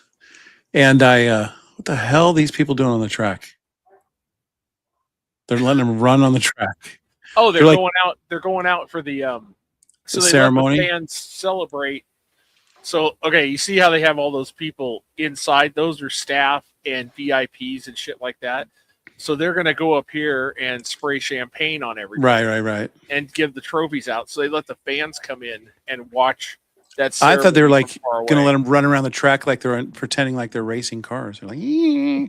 That's what I would have done if I had a couple guys. I'd have had each hold a piece of cart and you snap it together as you jump and then just push a guy around the track and you just drive like you're just, I mean, dude, that's funny. wild. I can't even imagine like what VIP tickets cost. Well, it's obscene. It's obscene. We talked about that. The cost. Well, we had kicked around the WrestleMania tickets, right? And evidently, they're having a hell of a time selling them. Really? And at the price, and they refuse to lower them because they're not going to do it. So I don't know what's going to happen with that. But yeah, people. Where's WrestleMania? It's in Vegas again. Oh. I think they're going to try and make that a permanent venue potentially. That makes a whole lot of sense. I'll be honest. I mean, just those prices were nuts. It's not even. We had this conversation. I don't remember if we had it on air or off air, but we were talking about the cars, right? Mm-hmm. And I've been watching videos about like, oh, the new RAV4 is coming out. It's $60,000. And people are like, are you out of your fucking mind? Listen, the guy's in there opening and closing the center console, and it's a piece of plastic. It's plastic. He goes, this is not a $60,000 car. Yeah, that is kind of silly. That does not make a whole lot of sense to me either. But yeah. I follow like the Kings on Reddit, Sacramento Kings. And I see people now like showing the ticket prices going down and down and down, right?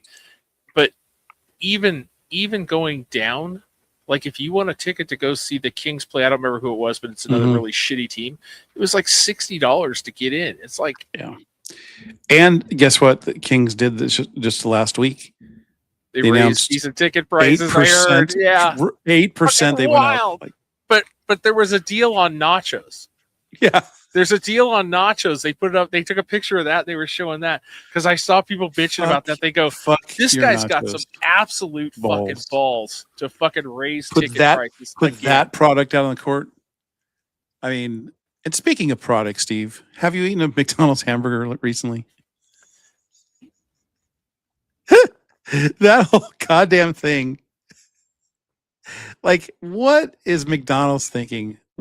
Why are you putting this man on camera? That was the stupidest thing you ever done. He clearly has never eaten a McDonald's hamburger before. But the parody videos. Oh are the my God. best.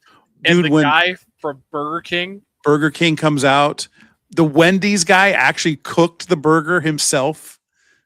There, and then I'm telling you right now, Wendy's social media team They're the best. They're the best. They are the fucking best. But they're all getting in on it. And then now it's like it's become very funny. It's very good. I like the whole thing. If you haven't seen it, funny. look up the A&W Canada one. A&W Canada. Yeah. Their A&W's big in Canada. Okay. But I saw the video and the guy's sitting there. He goes, "This is our new," and they do it, dude. A&W they Canada overdo does it. No, they do it old school. Oh. So like, he's showing them. No, I mean like as a restaurant themselves, right? Right. So like, the A&W Canada, he goes, "We're going to try our product." Some people call it food. Or some people call it a burger. He goes, "This is our teen burger." You remember the Mama burger, the Papa burger, the teen burger. So this is the teen burger, right? And the guy's like, "Oh wow!" I mean, he's like trying to do shot for shot. This is my lunch. This is really my lunch. And then he just fucking powers this bite out of this burger. It's like, but like that first time he takes that bite of that hamburger, and he just like barely. This is fantastic. Then they have a video too of him spitting out chicken, a chicken sandwich. Well, he wipes his mouth. Yeah, he does this one. Yeah,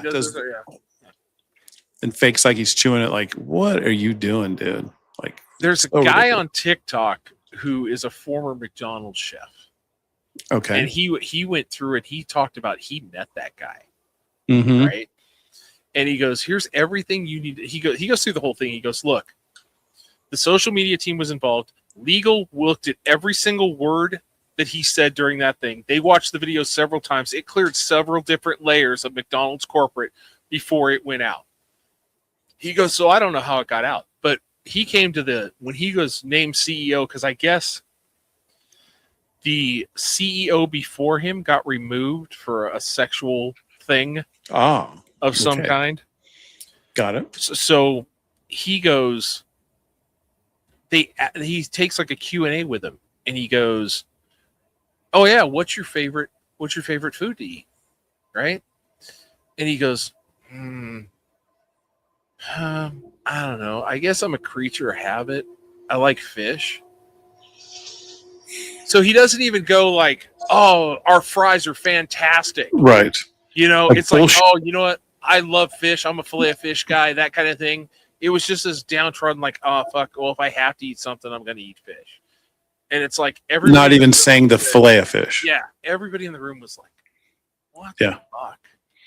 Well, again, if you're going to have a video of your CEO eating a meal from your fast food restaurant, which you're trying to appeal to a mass market of low to medium to low income people, mostly, you don't call your hamburger a product. Like, you're not in a boardroom discussing with your people. Like, someone should have said, "Can you do that? Just say burger." And that was the thing Say too, is even burger. the chef goes, "You know, when we're doing stuff in the thing, it's literally product design." Sure. He goes, "That's what we're working on." He goes, "But Absolutely. that's not a term. That's not a customer. None of your commercials called enjoy our product. No, it's not a fucking product. It's food. It's your burger. It's your fries. You had a what? I had a big arch. I was going to say, okay, so I don't go there very often, but what is the big arch? It's all right. It's basically, picture a Big Mac. Mm-hmm. Okay. Minus the middle bun. Okay. Okay. With quarter-pound patties. So it's a double Big Mac with it's like one a double bun. quarter pounder with cheese. Double quarter pounder cheese, but with a special sauce. It's got a better sauce. It's got like better onions, lettuce, pickles, and then it has like crispy onions on the top, and then it's cheese, burger, cheese, burger, cheese. So 3 slices of cheese. It's solid burger. It's white American. White American cheese. Yeah. So solid burger then? Yes, I mean, for McDonald's, it's not bad, but for $8, I could probably do better. $8, goddamn. You know, I I mean, watched- that's kind of where I was. I had a meal. It was like 13 and change. It's like fucking ridiculous. So my logarithm has a lot of English schoolboys trying American food. Yeah, I've seen those. Yeah. And I saw them, they just tried Wendy's for the first time. And the first burger they had was the Dave's double. And to a boy, every single one of them, they took one bite and were like, holy crap, this is so much. And 3 or 4 of them said, this is McDonald's. How do we not have this here?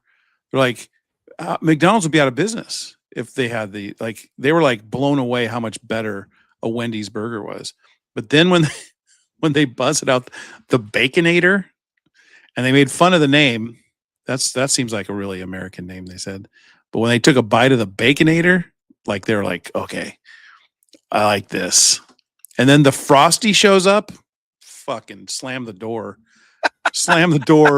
Frosties.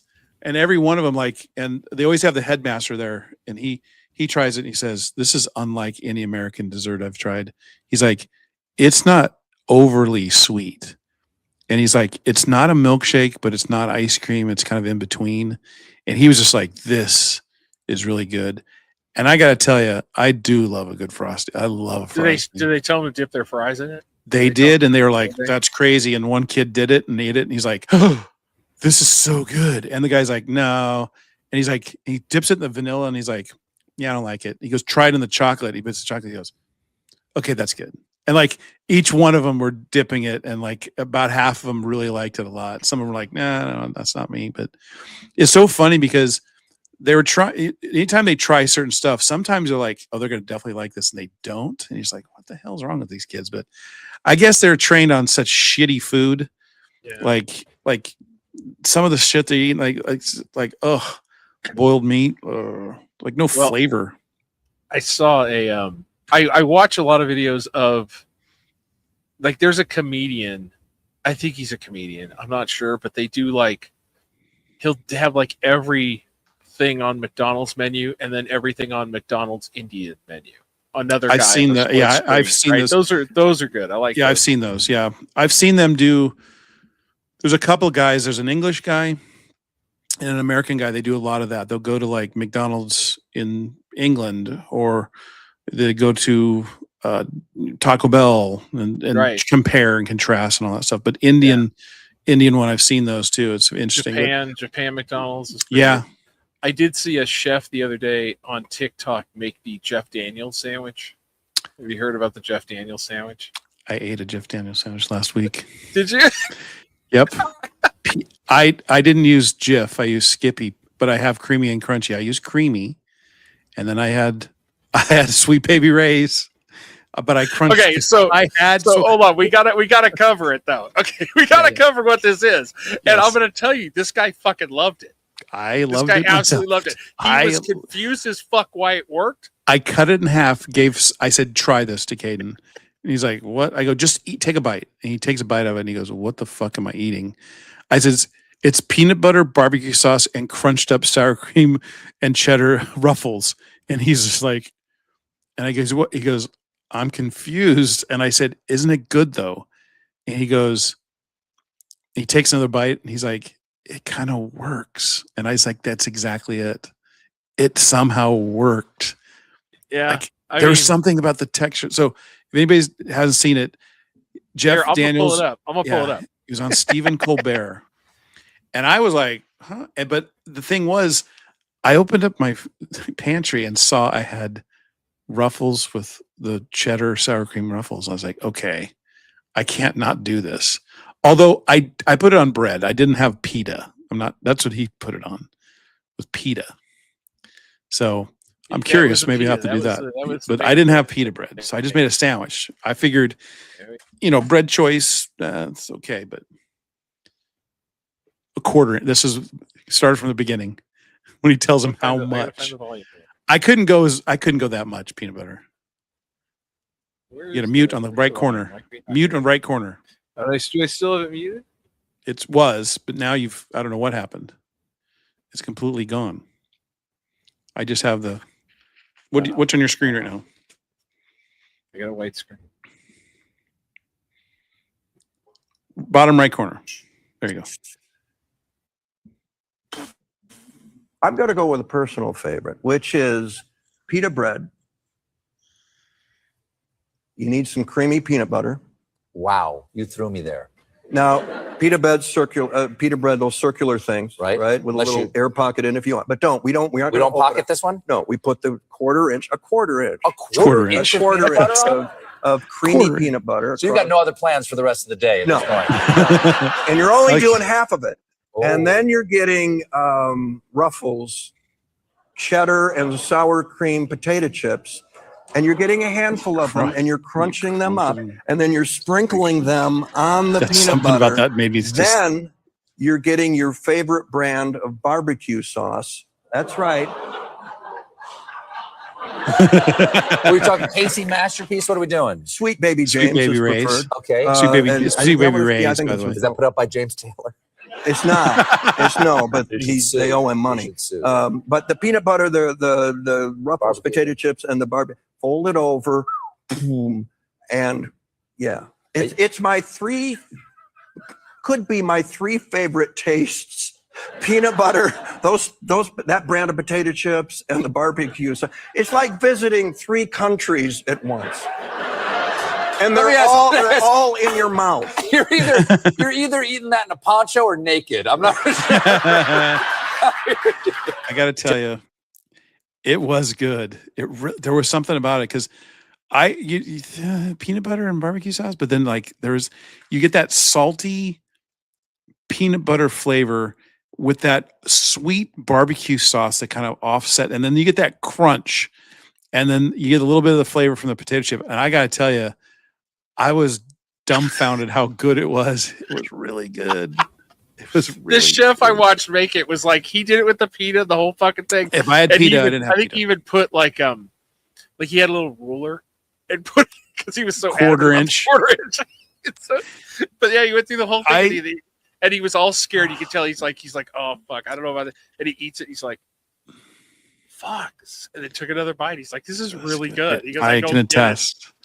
I can attest. It's so funny because I think when Colbert was going to ask that question, I thought he was going to say, "Yeah, a Reuben," or he was going That to is name the maybe like a wildest famous sandwich, answer but yeah, it I've was. I'm ever going to go with heard a that. personal favorite.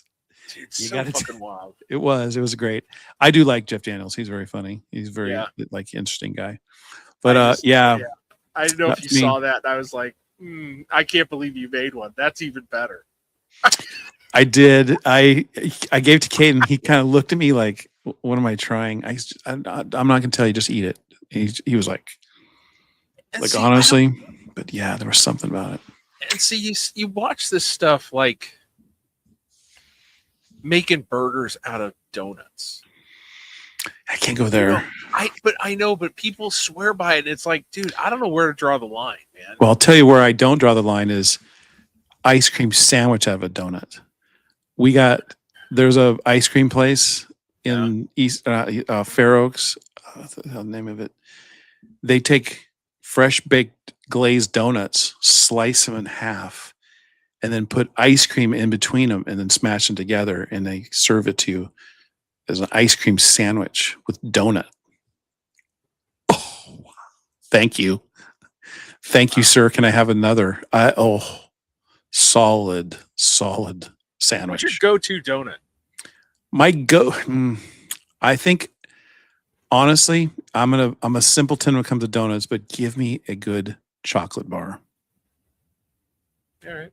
And there's a donut place here in Elk Grove. I haven't had it in a while because I'm trying to eat healthier as much as I can, but they have the perfect chocolate. It's not too sweet, and when they put the chocolate on when it's warm and it kind of hardens though, and it's not the sticky chocolate. Like you could touch your fingers when it's dried after, even if like 10 minutes after it's on, it's almost like like it almost hardens on the top. So it's not a mess, but it's so good. And their yeast donuts, the fried donuts are impeccably perfect, especially when they're fresh. Oh, but yeah, those donuts are really good. I mean, I probably one of the best experiences I've ever had in my entire life is the very first time I had a Krispy Kreme. Do you remember when they came out? Yeah. Amber was 1. This would have been 1997 probably. And they just opened the Krispy Kreme the night before. So Eileen and I packed up Amber at 10 p.m. and drove out to the Krispy Kreme on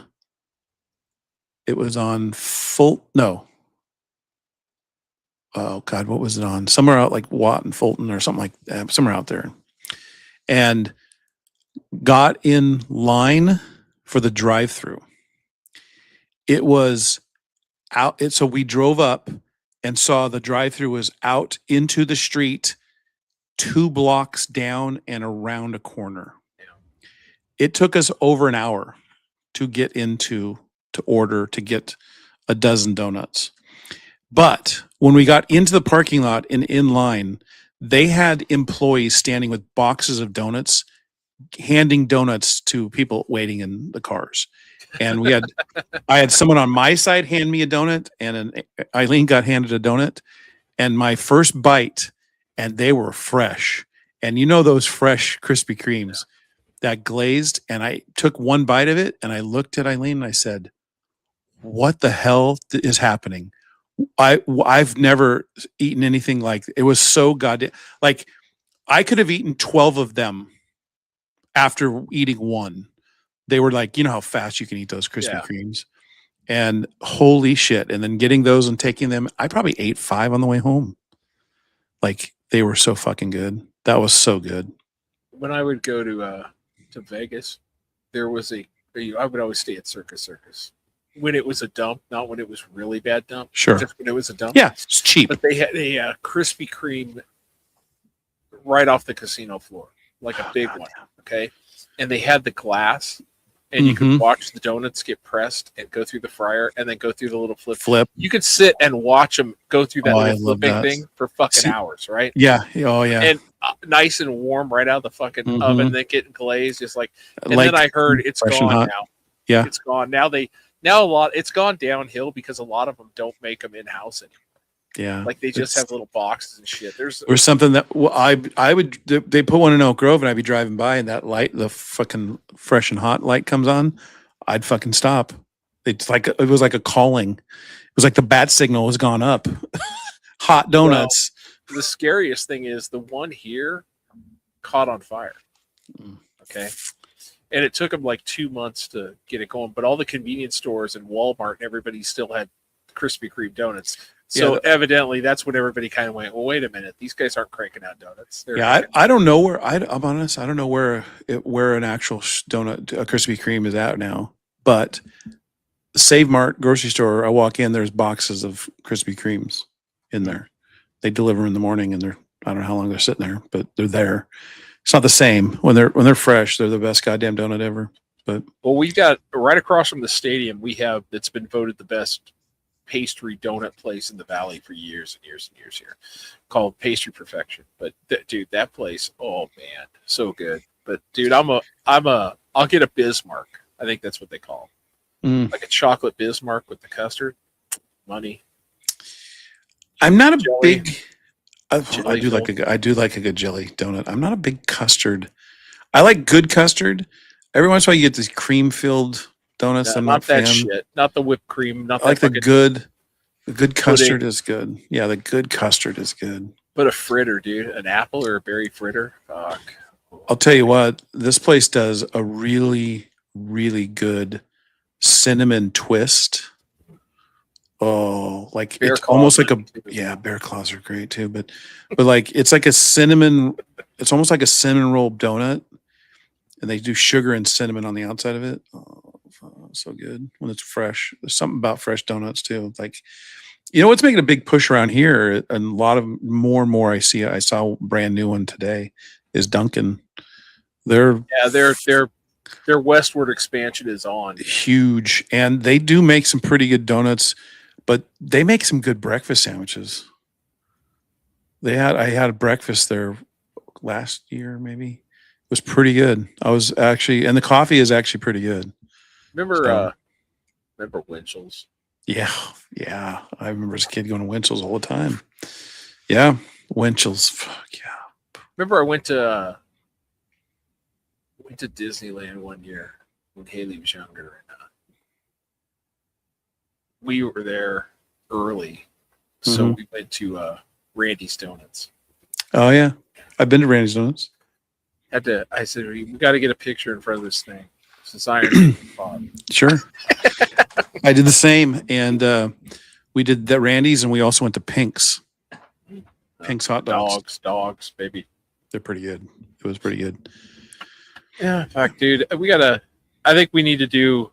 I think you're right. We need to do the burger show. I think so. Burger show. Mm-hmm. I think so. We don't have to eat them all. We could do some from memory. We do some memory. Maybe we do. Maybe we bring our number one burger onto the show and we eat it. I'll bring the top 3. You're gonna bring 3. Well, I'm trying to think. I mean, if we did, like, what's the rules on this deal? If we did it, I mean, is Five Guys in the running? Sure, why not? Or does it have to be under? I mean, if you're going to get a Five Guys burger, I mean, it's In and Out can it count? Yeah, but In and Out's under $10. I mean, I think. How much is a Five Guys? I don't know. If you want a real one, like you have the real one or the little one. I mean, you got to get the little one's a single burger. One. Yeah, I know, but the that's single not even burger. I know, but I mean, I guess I gotta try the new Whopper then. What's the new Whopper? I don't know. Evidently, they did something to it. That's why the Burger King CEO was out there doing his deal. He wasn't. All I know is clowning him. Amber told me she went and got a Krabby Patty from the. It's like a Whopper with a. It looks like the Krabby Patty from SpongeBob. God. They colored the bun. They made the color yellow, like on the cartoon. Okay, and when we do the burger show, I'll probably forget that I mentioned this, and nobody's watching because we'll fucking wait. It's all right. It's okay. It's okay. They might watch later in the week, but this is 2 hours. This is 2 hours in. No one's watching it this time. I know, but you know what, dude? Sure. It all goes down to, hey, we're having fun. I'm not bored. Yeah, it's early. Yeah, yeah. So I'm convinced. I'm personally convinced, and if you're different, tell me. Tell me in the comments, right? Mm-hmm. I'm convinced that people go to Burger King because it's on the side of the street they're on, or it's the only thing there. Because have you ever heard anybody go, God damn. Steve, I was driving to the freeway to pick up Amber or Marissa at the airport. It was late and I'm hungry and I want to grab something and I joined. Oh, Burger King's right on my side here. I did that and I got a Whopper. I enjoyed it though. I liked the Whopper. It was good. I just grabbed a Whopper, but it was only reason is because McDonald's. I was behind me now and I have to turn at the light if I wanted to go to like Popeyes or something else, or there's 3 other places. It's out of my way if I go to anything else that I might want. Burger King's right here. I might as well just stop.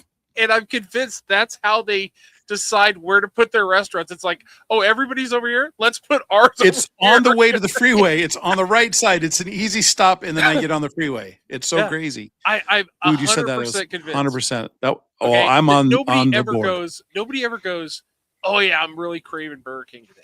It's like, because if you ever had that thought, you would talk yourself out of it immediately. I'll tell you what, though, I haven't been there very often, but I got to tell you, the Whopper is a superior burger to McDonald's burgers. Yeah, I don't dispute that. But it doesn't come up close to Carl's Jr., Wendy's, the other burger places. McDonald's has fries, and then they have a marketing, powerhouse. They used to have deals. But yeah, but they've had dumb shit too, like the McDLT. Cold stays cold, hot stays hot. It's like the fuck was that? A sausage muffin with egg in the morning. Though, right now, I'll tell you right now, the sausage McMuffin with egg is my number one fast food item for breakfast anywhere. It's legit. It's legitimately the top of the list for me. I mean, their hash browns are so goddamn good. And But I mean, now Jack in the Box has worse burgers than Burger King, but I would I rather agree. go to Jack in the Box than Burger King. Well, here's the thing. They both have both things, and I would go to Jack in the Box. I like the Whopper better than Jack's, whatever his is. But they both have the goddamn cheap ass tacos. Yeah. But when I crave those fucking tacos, I want to go to the Jack in the Box. There's only Burger King imitates it, and it's not the same not the because same. those goddamn Jack tacos are something else. And I tell you, one time I was driving. I can't remember where I was going. I might as well stop. I'm right here. I was getting we got to get my truck washer at the car wash. Next door is a Jack in the Box, and I'm like, I might as well grab some couple of tacos. And I was like, let me try this egg roll. Egg roll, like they're selling egg roll. And I took one bite of the egg roll, and I got to tell you honestly, Steve, I haven't had a better egg roll in any of the Chinese restaurants I've eaten around in this area. Legitimate Chinese restaurants. This egg roll was so good. I was like, Jack in the Box? Egg roll? Top of the list? What the hell? Jack in the Box markets to stoners. They really do. I mean, they got the guy is still talking about the head. Jack has got a big old giant head. Like, you're convinced he talks? I mean, they literally have the thing called like I know. the $5 Munchies box. I know. I 100%. I get it. But it is. It's a cheap meal. It's a cheap and that's one thing McDonald's has lost. They're just not cheap anymore. I have gone to Jack in the Box and had an ultimate breakfast sandwich at 3:00 in the afternoon and 2 tacos. Okay. Yeah. So I'm just the other one that's cheap that it's actually not bad is Taco Bell. You can get some cheap stuff at Taco Bell. I like Del Taco. I've always liked Del Taco more. I think Del Taco, and I've told somebody this before, and they have some of the best fries. Dude, their fries are good, but the Double Del cheeseburger, is so fucking solid, dude. And it's really fucking good. It's better than a lot of shit. When I was eating a lot of this kind of stuff, it was a Double Del cheeseburger. Give me a fucking large cup of French fries. Nacho. They do the big fries or they whatever. do a drink cup for fries. Yeah. And then give me a couple of those chicken soft tacos. Oh, I just love that thing. But now my go-to when I go, if I'm craving a hankering they do have really good California burrito. Like their fries in a burrito. Something about that. Del Taco gets shit on a lot. Del Taco's pretty good. Don't sleep on Del Taco. Didn't somebody buy them? I don't think they're owned. I think they sold out. I think Jack may own them. I don't know. But like Arby's, I'm out on Arby's. I can't do Arby's. Arby's bad. It's like, I think if you're going to have cheap roast beef sandwiches, is bring me what's our old roast beef place? Elk Grove. Oh, Racks. Give me Racks roast beef. That was dirt cheap. I can live off of those, but that was like, it's not the same. But Arby's, something about Arby's I don't like at all. I mean, Arby's now. I mean, I don't know of a real good Arby's location. I haven't seen one in a long time. We have one that's not shitty area. You know what I mean? Yeah, we have one in. You know where KFC is on Oak Grove Boulevard by the freeway. Yeah, it's McDonald's or Burger King's right across over there, and that shopping center where it used to be like whatever that cheap ass store was, but Arby's is there. So it was like, what was there before? One of those restaurants, like Cassidy, something like that. Anyways, I don't know. A fish and chips place. I don't eat fish and chips. But whatever happened to like Long John Silver's? There's one around here. I think there's the one in the South area. I think it's still there. I think it's the one on Mac like Stockton Boulevard. Yeah. That's I wouldn't. We have a pretty good fish and chips. It's where Jed's next to Jed's. In fact, it was the old Jim Boys. Oh. Remember the old Jim Boys in Old Town? That like the arcade was next door. But that's Ocean's Fish and Chips. It's Sports fucking Shop was expensive. In there. Yeah. Sports Shop was in there originally. Yeah, then they moved over by the freeway. Yeah. There's like that whole shopping center. You wouldn't even recognize any of that area over there now because they got like, that's where they put the car wash where I always get because I have a monthly service at the car wash, and they put a Jack in the Box, there's a Starbucks gas station on that side behind where Pizza Barn was. Yeah. So Pizza Barn's gone. That's a Dutch Bros now. That corner. And then across the street, there's another shopping center, huge shopping center, not huge, but big shopping center. It's got Popeyes and Wiener Schnitzel. And then there's a sushi place. And then there's the old sports shop was in that shopping center. Now it's something else. But yeah, it's crazy how shit's changed. But the other side, like, because I was over off Delta Shores area, which is Cosumnes River Boulevard going out towards I-5. That shopping center by the freeway off of 5, it's now goes all the way to Cosumnes River. Yeah. So that Walmart whole in there. It's like one exit up from like north towards Sac from. Yeah, I think Luna. Walmart's in there. There's a ton, there's a shitload of stuff over there. The one place I'd like to try, and I haven't been in a long time, but they have a Sonic over there. Oh, Sonic's pretty good. I almost left Sonic off the list. Yeah, so I think last year I pulled in there with Caden. I was like, check out this place, Caden. And I'm trying to order. You park and then you order from there. And it's like a drive-through, but you're sitting at this thing and the thing's not working. He's like, it's like, check how cool this is. And like, it's just shit's not working. And I was like, I don't know what to fucking do. I don't know. And then this chick had to walk out and take my order at the car because the thing was broken. I was like, kind of defeats the purpose, but whatever. Well, you know the other thing with Sonic though, Sonic you can get a breakfast burrito middle of the day too. Yeah, it's funny. Bonus. McDonald's did the whole all-day breakfast and then got rid of it. Yeah, they should never done that. Never should have done that. But I don't. Because I'm frustrated when I show up at 10:35 and they're not serving breakfast anymore. Come on. I don't like to get up that early. Come on. I mean, you guys have seen that movie with Michael Douglas, right? Yeah. See. Come on. That's great. You're causing. It really is falling down. Remember when he used to be the asshole and now you're on his side? Exactly. I mean, he was 2 minutes before breakfast. How can you not serve breakfast? It was like 2 minutes before 10:30.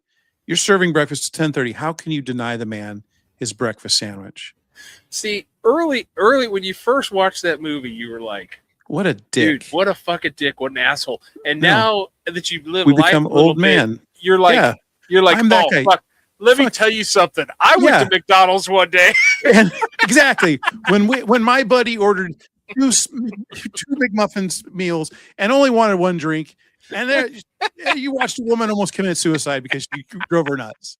Dan, shout out to you, Dan, if you're watching. Yeah, dude. Now it's like, oh fuck, dude. How much for a can of Coke? What, you're out of your fucking mind. Damn it. God damn it. $3.99? Are you out of your goddamn mind? No, dude, I went to the grocery store the other day and I bought a 12-pack of soda. It was $12.99. I was like, it's more. What? How is that? I used to get like two. You buy one, get two free for like $7.99. Like, what's going on? What is? I mean, we're getting fucking gouged all over the place. Yeah, everything. And how can they? I don't. It's a slippery slope here. How can they say? Oh, dude, it's not like it's all. You're not living. You're not living real life. You're just not living real life. And I don't know how people can sit there and go. I mean, I forget the Dow's at 50,000. By the way, have you seen the Dow's chart since she said that? Yeah, it's 47. Yeah, well, the best part is she said $50,000. Yeah, and that's not right. But it's like how you can look people in the eye and literally go, "Oh yeah, we're living good. Everything's fucking fine. Prices are going down." It's like prices are great. Everybody's working. Jobs aren't down. It's like the economy is fantastic. Like, are you fucking out of your mind? I went to a convenience store the other day, got some gas, and I go, "Oh, it's where my truck broke down." right? Oh. And it was in the parking lot of the gas station. So my kid gets there. I go inside. I go, hey, you want something to drink? Because I'm going to buy a Coke and pour it on my battery, see if I can get whatever, right? So I go in there, and a 20-ounce bottle of Coke, $3.29. No deal. Not even like, hey, one is $3.29, but two of them are $4, right? No, none of that bullshit. $3.29. And I'm like, you got to be out of your fucking mind. There's no way. There's no fucking way that's $3.29. I know. It's funny because I used to do the Gatorades. You'd buy one, get two, buy one for like $2.99, and you get three for like $6 or $7. Right. Like I can deal with that. I'll buy three, and but yeah, it's ridiculous. That's so out of control. Like, what are we doing? I mean, again, it's like motherfucker is dropping bombs in Iran. Our troops are getting killed, and he can't fucking stop posting about the goddamn ballroom. But I mean, here's the deal, though. These prices aren't coming back down. No. Okay, they're up never. Here. Like, who did I see? Who's doing this? Fuck. I saw some company that is going to, when they get their money back from the government for the tariffs, they're going to send it back to their customers. Wow. They went, if you could prove that you ordered between February 1st and, whenever. Send the difference what the cost was, yeah. Yeah. When we get our check back from the government for the tariffs we paid, we're going to return it to each and every one of you. Just fill out this form. I read somewhere they're talking 45 days, supposedly, when they're supposed to be issuing refunds. It's going right into the pocket of corporations. It's not coming back to us at all. Prices aren't going down. No. Okay. Well, that's the thing. Another grift. That's the thing, is that the whole thing was a grift. As again, I know. I mean, anybody that believed anything that these tariffs were going to benefit the consumer, like, again, and I have a hard time. I had a conversation with my mom about this today. Was just telling her, anybody that voting for this guy, I can't get on board with talking to you. It's like you again. He's done nothing but show what a racist, fucking conniving, backstabbing son of a bitch. I mean, he's done nothing that's helped. He doesn't care about the people that vote for him. He doesn't care about the citizens. He doesn't care for the people that work for him, because he'll throw people under the bus as fast as he can. Kristi Noem's learning that real quick. I mean, he does not give a shit about anybody but himself. The guy's got the ego the size of fucking, the country itself. I mean, it's just like, I'm tired of everything that's caused the fucking ruin he's done over this country. It's just absolutely has just devastated this economy. And how can anybody be okay with what the fuck he's doing with Iran right now?